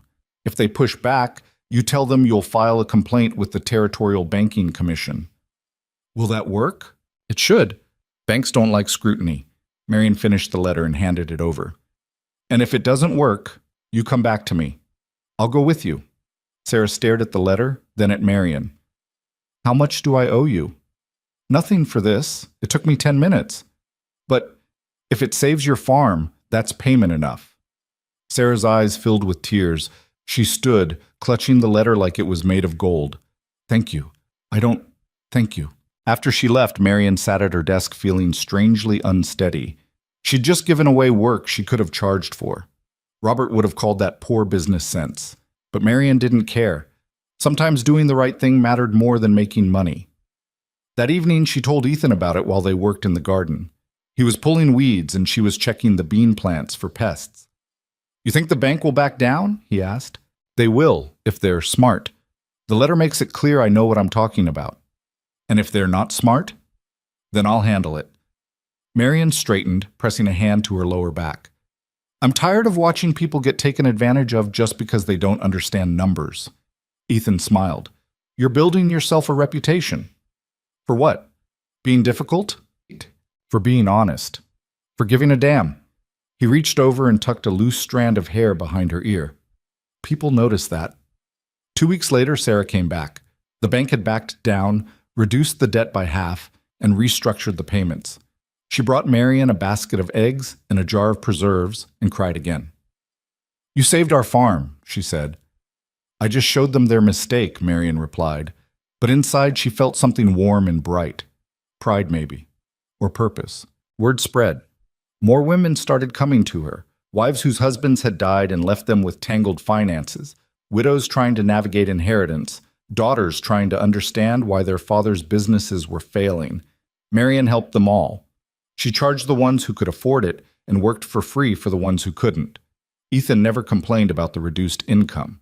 If anything, he seemed proud. "You're doing good work," he said one night. They were sitting on the new porch he'd built, watching the sunset. "Important work. It's just bookkeeping." "It's more than that.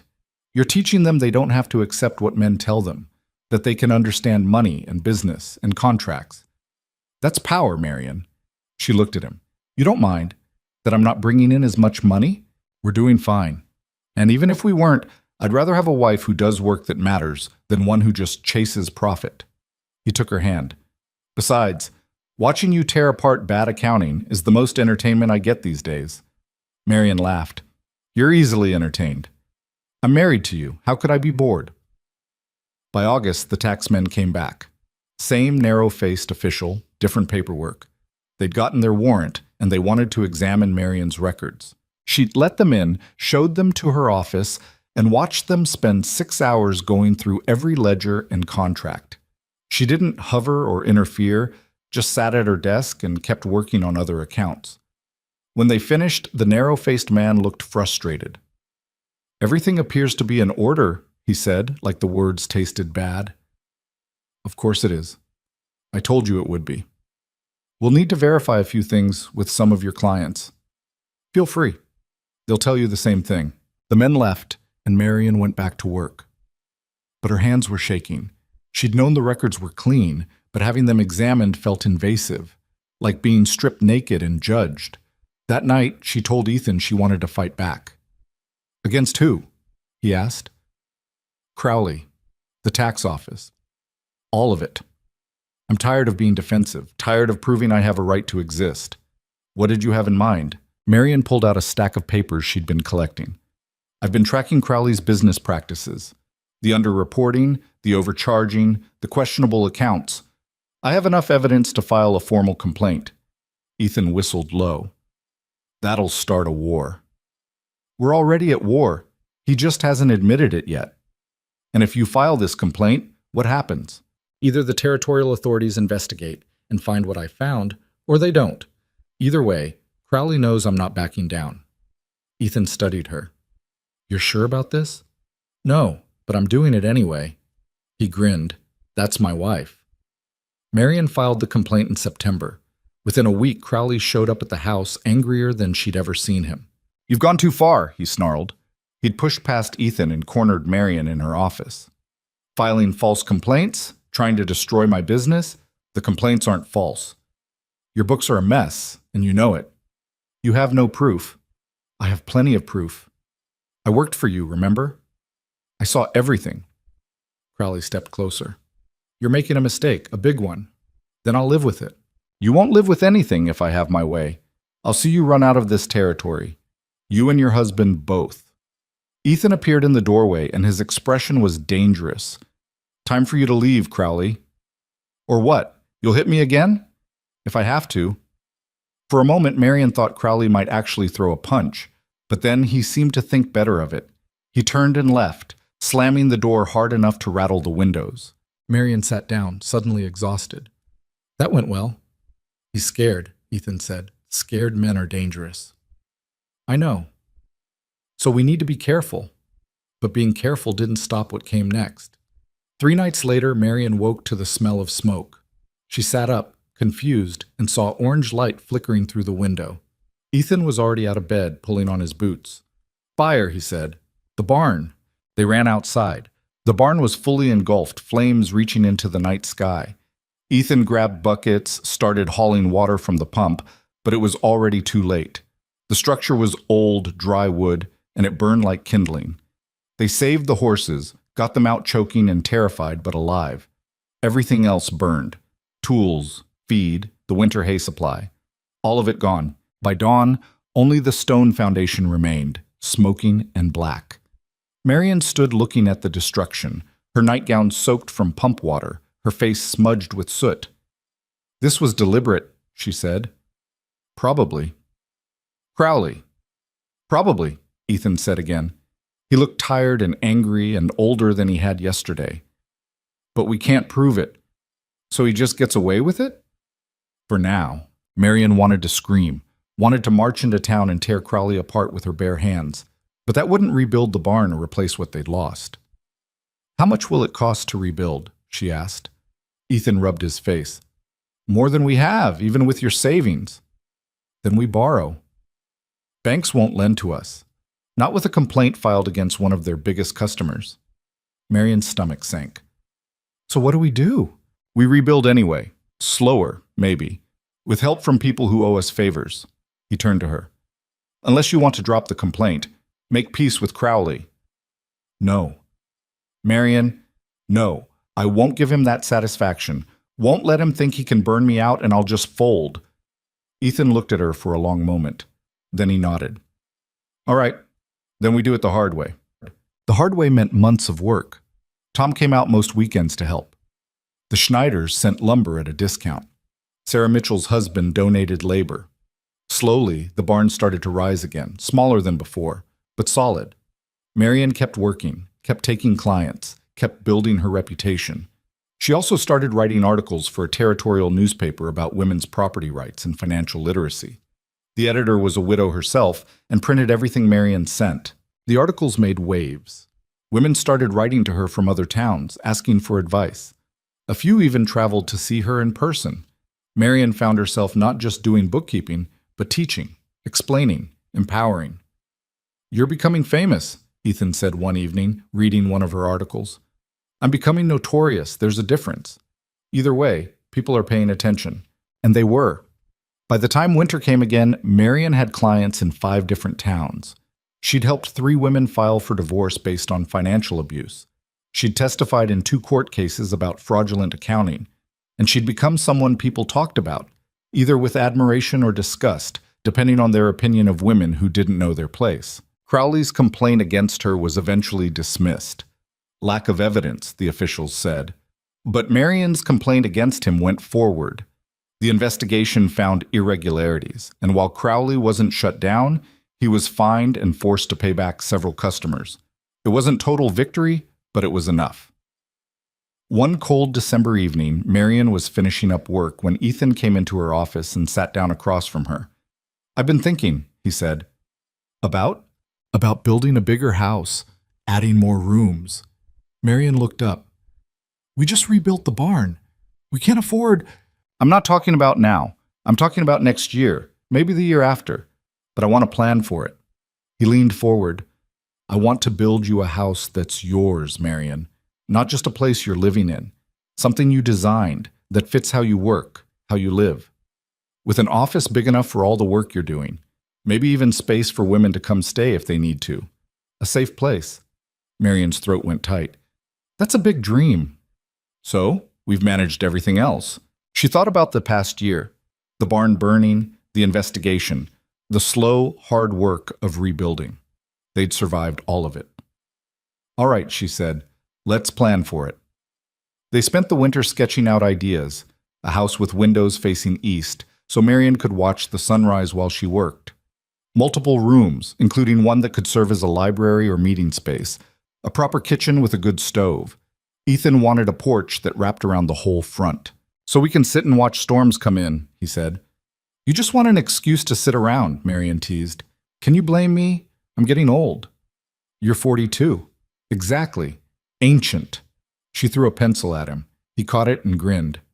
They were happy. Not perfectly, not without struggle, but genuinely happy. And that scared Marion sometimes. The fear that it would be taken away. That she didn't deserve it. That she was too old for this kind of contentment. But Ethan had a way of pulling her out of those dark thoughts. Stop borrowing trouble, he'd say. We're here now. That's what matters. And he was right. They were here. Together. Building something that was theirs. By spring, they'd saved enough to start on the foundation. Tom brought his crew out, and they broke ground on a warm March day. Marion stood watching the first post go in and felt something she hadn't felt since she was young. Excitement. Pure, uncomplicated excitement about the future. The house took shape over the summer. Walls went up, the roof went on, windows were installed. Marion insisted on glass in every room, even though it cost more. She wanted light, wanted to see the prairie, the sky, the world she'd claimed as her own. Ethan built her office first, making sure it was finished before anything else. It was twice the size of her old one, with built-in shelves and a massive desk and a door that locked from the inside. "So clients can't barge in," he explained. "And so you can't interrupt me," she added. "That too." They moved in by October, though the house wasn't completely finished. There were still rooms without furniture, walls that needed paint, 100 small details left undone. But it was theirs, a home they'd built together, designed for the life they were living. The first night in the new house, they lay in bed in the master bedroom, the one Marion had insisted on putting in the corner with windows on 2 walls, and listened to the silence. "It's strange," Marion said, "being somewhere this new." "Good strange?" "Yeah, good strange." Ethan pulled her closer. "I'm proud of you. You know that?" "For what?" "For everything. For building this business, for standing up to Crowley, for not giving up when things got hard." He kissed her forehead. "For choosing me." Marion felt tears prick her eyes. "I didn't have much choice. You were the only one crazy enough to want me." "I'm not crazy. I'm smart. I saw what you were before you saw it yourself." "And what's that?" "Someone extraordinary." Marion turned in his arms, looked at his face in the moonlight. "I love you," she said, "more than I thought I could love anyone." "I love you too." They made love that night with the windows open, the prairie wind blowing through, carrying the scent of grass and earth. And afterward, lying tangled together, Marion thought about how far she'd come. From that boarding house in St. Louis, desperate and nearly broken, to here. To a home she owned, work she was proud of, a man who loved her for exactly who she was. She'd thought her life was over at 50, thought the best years were behind her. She'd been wrong. The best years were just beginning. Over the next few months, the house became a gathering place. Women came not just for bookkeeping help, but for advice, for support, for a place where they could speak freely without judgment. Marion started hosting meetings once a month, informal gatherings where women talked about business, property rights, how to protect themselves financially. Some people in town called it scandalous. A women's group, meeting without men present, talking about money and power. But Marion didn't care.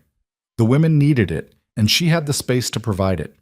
Ethan supported it fully. He'd make himself scarce on meeting nights, going into town or working in the barn, giving the women privacy. "You're changing things," he told her one night after a particularly well-attended meeting. "You know that? I'm just helping people understand their rights." "You're doing more than that. You're showing them they don't have to accept the world as it is, that they can demand better." Marion thought about that. About Sarah Mitchell, who'd gone on to start her own business selling preserves. About the widow who'd used Marion's advice to successfully fight for her late husband's pension. About the young woman who'd filed for divorce and was now managing her own farm. Maybe Ethan was right. Maybe she was changing things. Not the whole world, not overnight, but one woman at a time, one ledger at a time, one act of courage at a time. And that felt like enough. Winter came again, harder than the one before, but this time they were prepared. The barn was stocked, the house was tight, and they had enough supplies to weather anything. During a particularly brutal storm, Marion and Ethan spent 3 days snowed in, barely able to see past the windows. But instead of feeling trapped, Marion felt safe. They had everything they needed right here.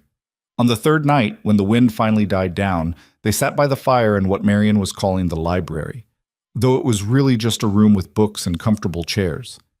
"I've been thinking," Marion said. "Dangerous," Ethan teased. "I want to write a book about financial management for women. Everything I've been teaching in the meetings, but written down, so women who can't come here can still learn." Ethan looked at her, his expression serious. "That's a hell of an undertaking." "I know, but I think I can do it, and I think it could help people." "Then you should do it."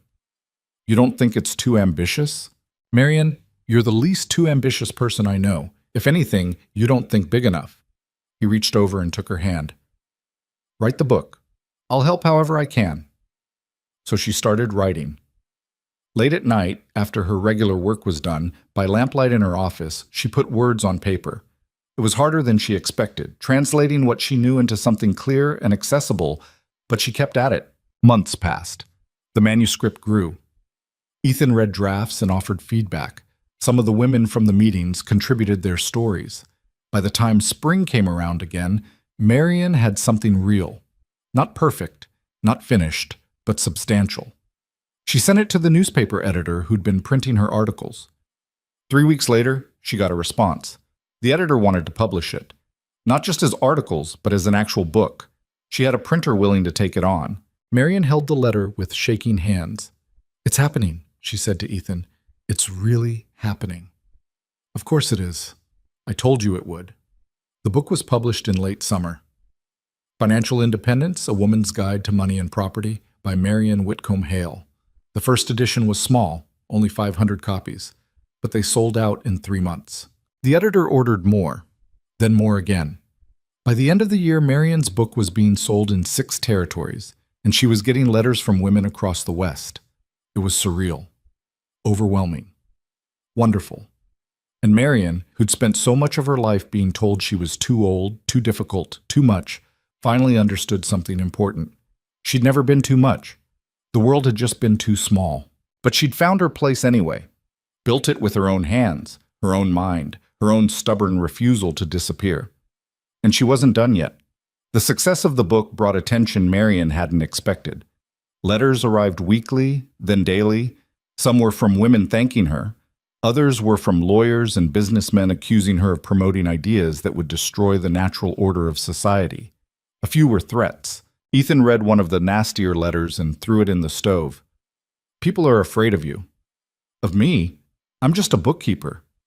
"You're more than that now. You're proving women can understand money as well as any man. That scares people who've built their whole lives on the opposite being true." Marian sat at her desk, looking at the stack of correspondence. "Maybe I should stop, pull back." "Do you want to?" She thought about it. About Sarah Mitchell and the other women who'd found their footing through her help. About the letters from strangers saying her book had given them courage to leave bad situations, to start businesses, to demand what was rightfully theirs. "No," she said. "I don't want to stop." "Then don't." But the threats became harder to ignore. Someone threw a rock through her office window with a note tied to it. "Go back to your kitchen." Another time, they found their fence cut and cattle wandering onto the road. Small acts of sabotage that added up to a clear message. She wasn't welcome to keep doing what she was doing. Marian started carrying the Derringer again. Not in her petticoat this time, but in her desk drawer where she could reach it quickly. She hated that it had come to this, hated feeling like she needed protection in her own home. But she wasn't stupid. Scared men did dangerous things. The breaking point came on a cold November morning. Marian was working in her office when she heard horses outside. She looked up to see 3 men dismounting, not anyone she recognized. They were dressed too well for ranch hands, and something about the way they moved made her reach for the Derringer. She was halfway to the door when Ethan intercepted them outside. She couldn't hear what they were saying, but she could see the tension in Ethan's shoulders, the way he'd positioned himself between them and the house. Marian slipped the Derringer into her pocket and went out. "Don't care what authority you claim to have," Ethan was saying. "This is private property." The tallest of the 3 men had a hard face and expensive boots. "We're here on behalf of the Kansas Business Association. We have concerns about Mrs. Hale's activities." "What kind of concerns?" Marian asked, stepping up beside Ethan. The man's eyes flicked to her with barely concealed contempt. "You're encouraging women to challenge legitimate business contracts, to question their husbands' financial decisions, to behave in ways that are disruptive to commerce. I'm teaching them to read contracts and understand basic accounting. If that's disruptive, maybe the problem isn't my teaching." "You're causing trouble, Mrs. Hale, stirring up discontent. We're here to suggest you reconsider your current course of action." "That sounds like a threat," Ethan said quietly. "It's a warning. There are laws about inciting disruption, about operating businesses without proper oversight. We'd hate to see Mrs. Hale run afoul of such laws." Marian felt ice in her stomach, but she kept her voice steady. "I have every right to publish a book and offer bookkeeping services. If you think otherwise, take it up with a judge." "Perhaps we will." The man smiled, and it was the coldest thing Marian had seen since Crowley. "But legal proceedings can be expensive and time-consuming. Might be easier for everyone if you simply quieted down." "Get off my property," Ethan said. "Now." The men left, but the message was clear. Marian had made enemies. Powerful ones. That night, she and Ethan sat at the kitchen table, not eating the supper she'd made. It had gone cold while they talked in circles about what to do. You could write under a different name, Ethan suggested. Keep doing the work, but with less visibility. That feels like hiding. It is hiding, but it would keep you safe. Marian pushed food around her plate. She was 53 years old. She'd built something real, something important. And now men in expensive boots were telling her to be quiet. The old Marian, the one who'd stepped off that stagecoach 3 years ago, might have considered it, might have weighed the risks and decided survival was more important than pride. But that Marian was gone. The woman sitting here now had learned that being invisible was its own kind of death. No, she said, I won't hide. Then what? I'll be smarter, more careful, but I won't stop. Ethan reached across the table and took her hand. You know I support you, but I'm scared, Marian. These aren't small-town merchants with hurt feelings. These are people with real power. I know, and I'm scared too. She squeezed his hand. But if I stop now, what was it all for? The fights with Crowley, the barn burning, all the work. If I give up because someone threatens me, then they win. And every woman who might have found courage through my book stays trapped. You can't save everyone. No, but I can try to save someone, and maybe that someone saves someone else. That has to count for something. Ethan was quiet for a long time. Then he said, All right, but we do this together. No more going into town alone. No more meeting clients without someone else present. And we get better locks on all the doors. Deal. They reinforced the house over the next few weeks. New locks, shutters on the windows, and Tom showed Ethan how to set up an alarm system using bells and wire. It felt paranoid, but it also felt necessary. The harassment continued. More threatening letters. Someone poisoned 2 of their chickens.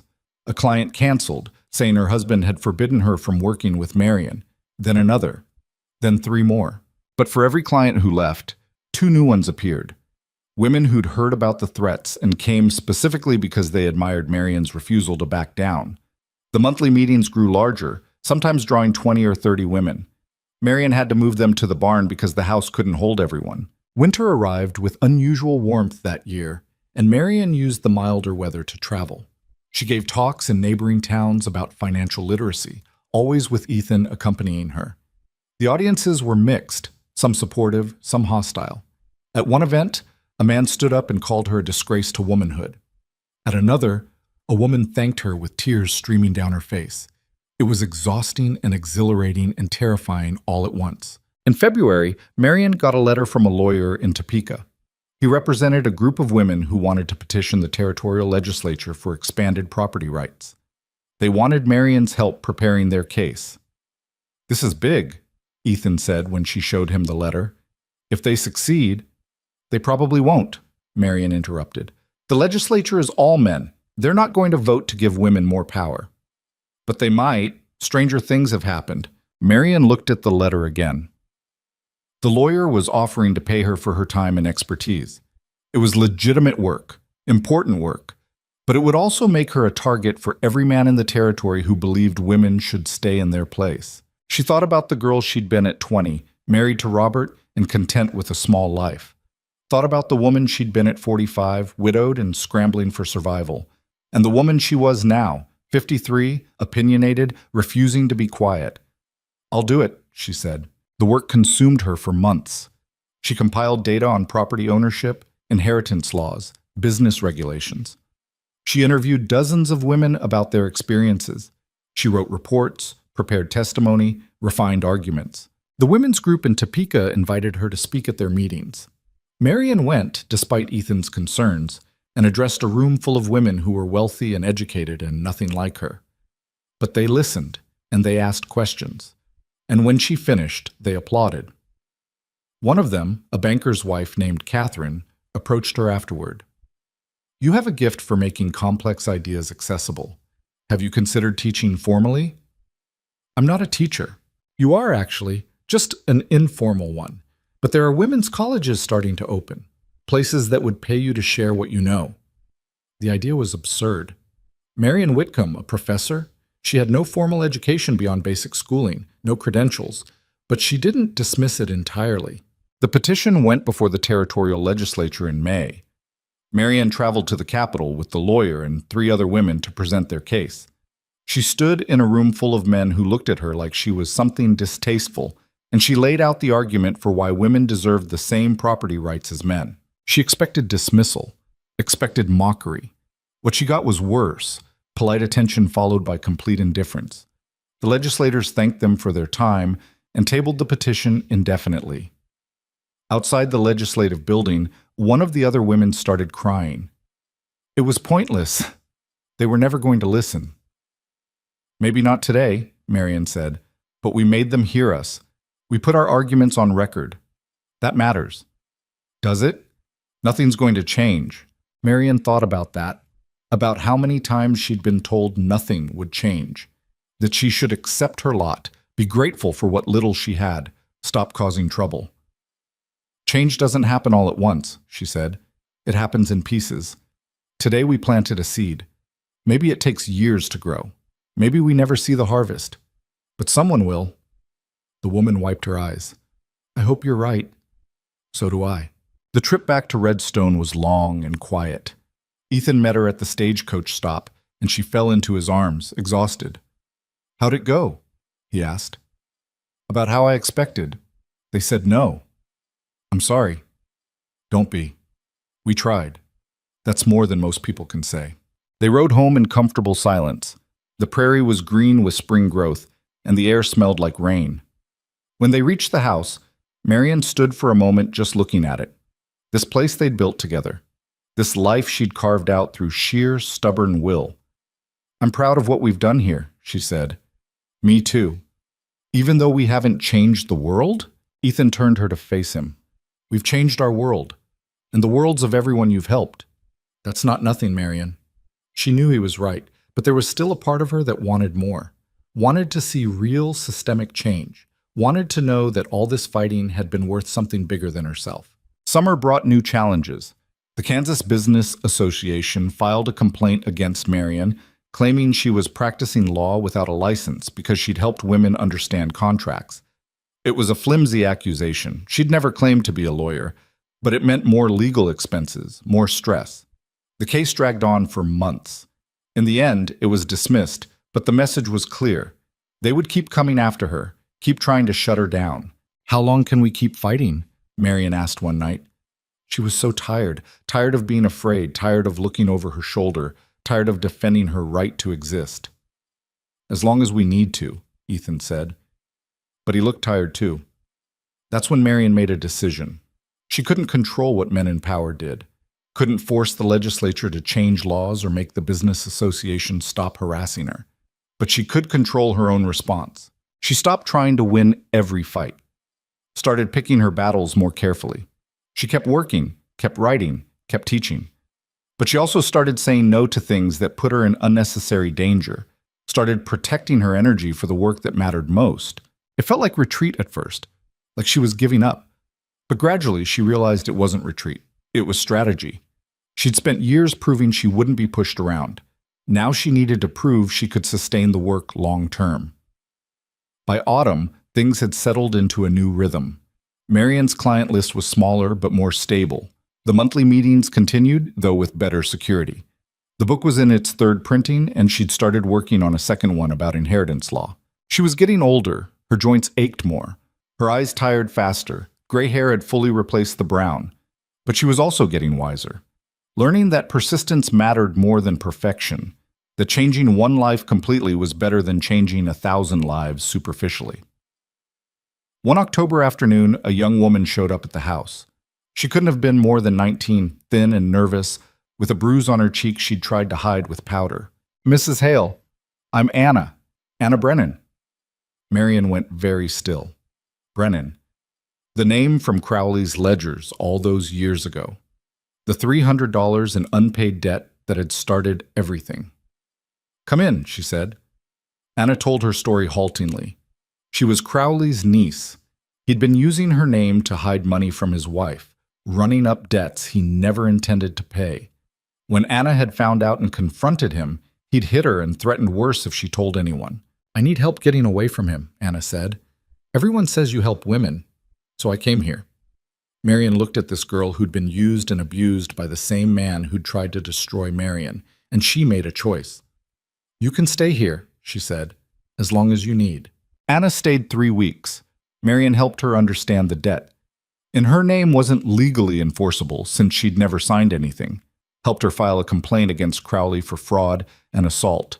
Connected her with a women's shelter in Topeka that could provide long-term protection. When Anna left, she hugged Marion tight. "You saved my life." "No, you saved your own life by having the courage to leave. I just gave you some tools." After Anna was gone, Marion sat in her office thinking about Crowley, about how his corruption had touched so many lives, about how she'd fought him for years and he'd never really faced consequences. But then again, maybe the consequences weren't her job. Maybe her job was just to help the people he'd hurt, to build something better than what he'd tried to destroy. That felt like enough. The years that followed blurred together in the best way. Marion turned 55, then 57, then 60. Ethan's hair went completely gray, and he started talking about selling off part of the cattle operation to make things easier. They were slowing down, both of them, but they were doing it together. The house they'd built became a fixture in the territory. Women came from increasingly far distances to attend meetings, to get advice, to learn. Some stayed for days, sleeping in the spare rooms, sharing meals, building community. Marion's second book was published, then a third. She started writing a regular column for the territorial newspaper about women's rights. She testified before the legislature 3 more times. They never passed the property rights petition, but they did make some smaller changes to inheritance law that helped. She didn't change the world, but she changed her corner of it. In the spring of her 61st year, Marion got a letter from a women's college in Missouri. They wanted her to come teach a summer seminar on financial literacy. The pay was modest, but it was real academic work. "Are you going to do it?" Ethan asked. "I don't know. It's a long way to travel." "But it's what you've been working toward, isn't it? Recognition that what you do matters?" Marion thought about that. About all the years of fighting to be seen, to be heard, to be taken seriously. "I think I've already been recognized by the people who matter," she said. "The women who write to me, who come here, who've changed their lives because of something I taught them. That's the recognition I needed." "So no?" "I didn't say that." She smiled. "I'm thinking about it." In the end, she went. Ethan came with her, and they spent 6 weeks in Missouri while Marion taught a classroom full of young women about money, power, and independence. It was strange being in front of a formal class, strange being called Professor Hale, but it was also satisfying in a way she hadn't expected. On the last day, one of the students asked, "Mrs. Hale, do you have any regrets about how you've lived your life?" Marion thought about the question seriously. About the marriages she could have made that would have been easier. The job she could have kept if she'd been more compliant. The quiet, invisible life she could have accepted. "I regret the years I spent trying to be smaller than I was," she said finally. "I regret every time I apologized for knowing more than the men around me. I regret the time I wasted believing I was too old, too difficult, too much." She paused. "But I don't regret anything I've done since I stopped apologizing, even the hard parts, especially the hard parts." The student nodded, writing something in her notebook. Another hand went up. "What advice would you give to women our age? Don't wait for permission to live your life. Don't wait for the perfect moment or the right circumstances. Don't let anyone convince you that your best years are behind you or that you're too young to know your own mind." Marion looked around the room. "Whatever you want to do, start now, today, this moment, because time is the one thing none of us can get back." The class ended with applause. Some of the students cried. They formed a line to thank her, to shake her hand, to ask for advice on their individual situations. Watching them, Marion felt something settle in her chest. This was her legacy. Not laws changed or systems overthrown, but individual women who now believed they could shape their own futures. That was enough. That was everything. She and Ethan returned to Kansas in late summer. The prairie had never looked more beautiful. Golden grass rolling to the horizon, sky so blue it hurt to look at. The house stood solid and welcoming, exactly as they'd left it. "I miss this place," Marion said as they pulled up. "Me too, though Missouri was nice." "It was, but this is home." They settled back into their routine. Clients came and went. The monthly meetings continued. Marian started work on a fourth book, this one a memoir about her journey from desperate widow to successful businesswoman. She was 62 when the territorial legislature finally passed a version of the property rights petition. It wasn't everything they'd asked for, but it was something. Women could now own businesses outright in their own names, could inherit property without a male guardian, could enter into contracts without their husband's permission. The lawyer from Topeka wrote to tell Marian the news. "Your testimony made this possible," he wrote. "You should be proud." Marian read the letter twice, then set it aside. She felt pleased, satisfied even, but not vindicated. Because the truth was, she'd stopped needing external validation years ago. She knew her worth. The women she'd helped knew it. That was enough. That evening, she and Ethan sat on the porch watching the sunset. They were older now, both of them. She needed reading glasses for her work, and he moved slower than he used to. But they were still here, still together. "Did you ever imagine this?" Marian asked. "When you first met me?" "Honestly? No, I thought you were impressive, smart, probably too good for Redstone. But I never imagined you'd become who you are now." "Who am I now?" Ethan thought about it. Someone who refused to disappear. Someone who took every obstacle and turned it into a stepping stone. Someone who changed lives, including mine. Marian felt her eyes sting. Even after all these years, Ethan could still make her cry with his simple honesty. "I was terrified when I came here," she said. "I thought I was starting over for the 100th time. Thought I'd work for Crowley for a few years, save some money, and eventually fade away like everyone expected." "But you didn't fade." "No, I didn't," she smiled. "I got stubborn instead." "Best decision you ever made." They sat in comfortable silence as the sky turned orange, then purple, then dark. Somewhere out on the prairie, a coyote called. The wind rustled through the grass, carrying the scent of coming autumn. Marian thought about the woman she'd been when she stepped off that stagecoach 6 years ago. Carrying everything she owned, no idea what was coming, just desperate determination to survive. If she could go back and tell that woman what was waiting, the love, the success, the impact, the life she'd build. She wasn't sure that woman would believe her, but she didn't need to go back. She was here now, living the life that woman had been too afraid to imagine. "Ethan?" "Yeah? Thank you. For seeing me when I was invisible. For standing beside me when I started to fight. For loving me when I thought I was too old to be loved." He reached over and took her hand. "Thank you for letting me. For choosing me. For building this life with me." They sat there holding hands until the stars came out. And Marian realized something she'd been too busy to notice before. She was happy, genuinely, completely happy. Not because everything was perfect, it wasn't. Not because she'd won every fight, she hadn't. But because she'd stopped measuring her worth by other people's standards and started living by her own. She'd spent 50 years being told what she couldn't do, couldn't be, couldn't have. And she'd spent the last 6 years proving all of it wrong. Not because she was extraordinary, not because she was lucky, but because she'd refused to accept the story other people tried to write for her. She'd written her own story instead, and it was still being written. Years later, when Marian was 68 and Ethan was 65, they hosted one of the largest gatherings the house had ever seen. Women came from across the territory and beyond. Former clients, students, readers of her books, friends. Some were young, just starting their journeys. Others were Marian's age or older, pioneers in their own right. They gathered in the barn Ethan had rebuilt after the fire, the one that had become a symbol of their refusal to be destroyed. Someone gave a speech about Marian's contributions to women's financial literacy. Someone else talked about the laws that had changed in part because of her advocacy. Marian listened, uncomfortable with the praise but grateful for the community. When they asked her to speak, she stood slowly, her knees weren't what they used to be, and looked at all these faces. "I'm not good at speeches," she began. "I'm better with numbers than words. But I want to say something, so bear with me." She paused, gathering her thoughts.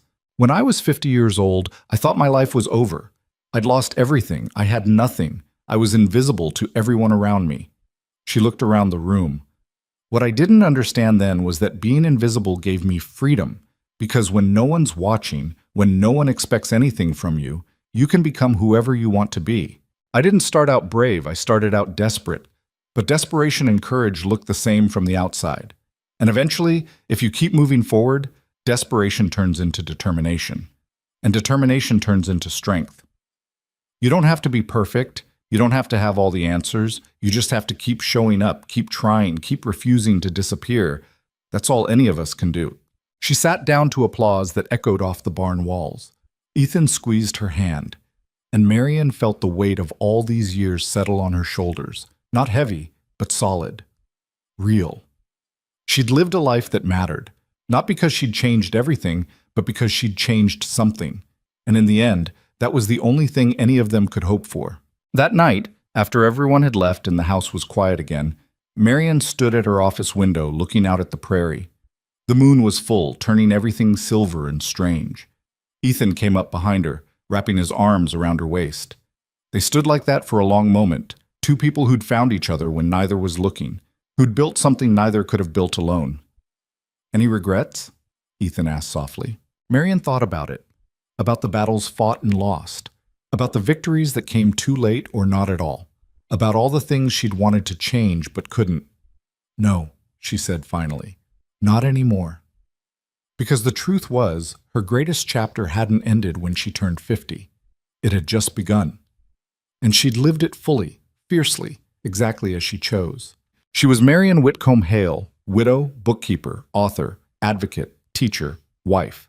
A woman who'd refused to be invisible, who'd built a life of purpose and meaning out of nothing but determination and stubborn hope. And that, she thought, was more than enough. It was everything.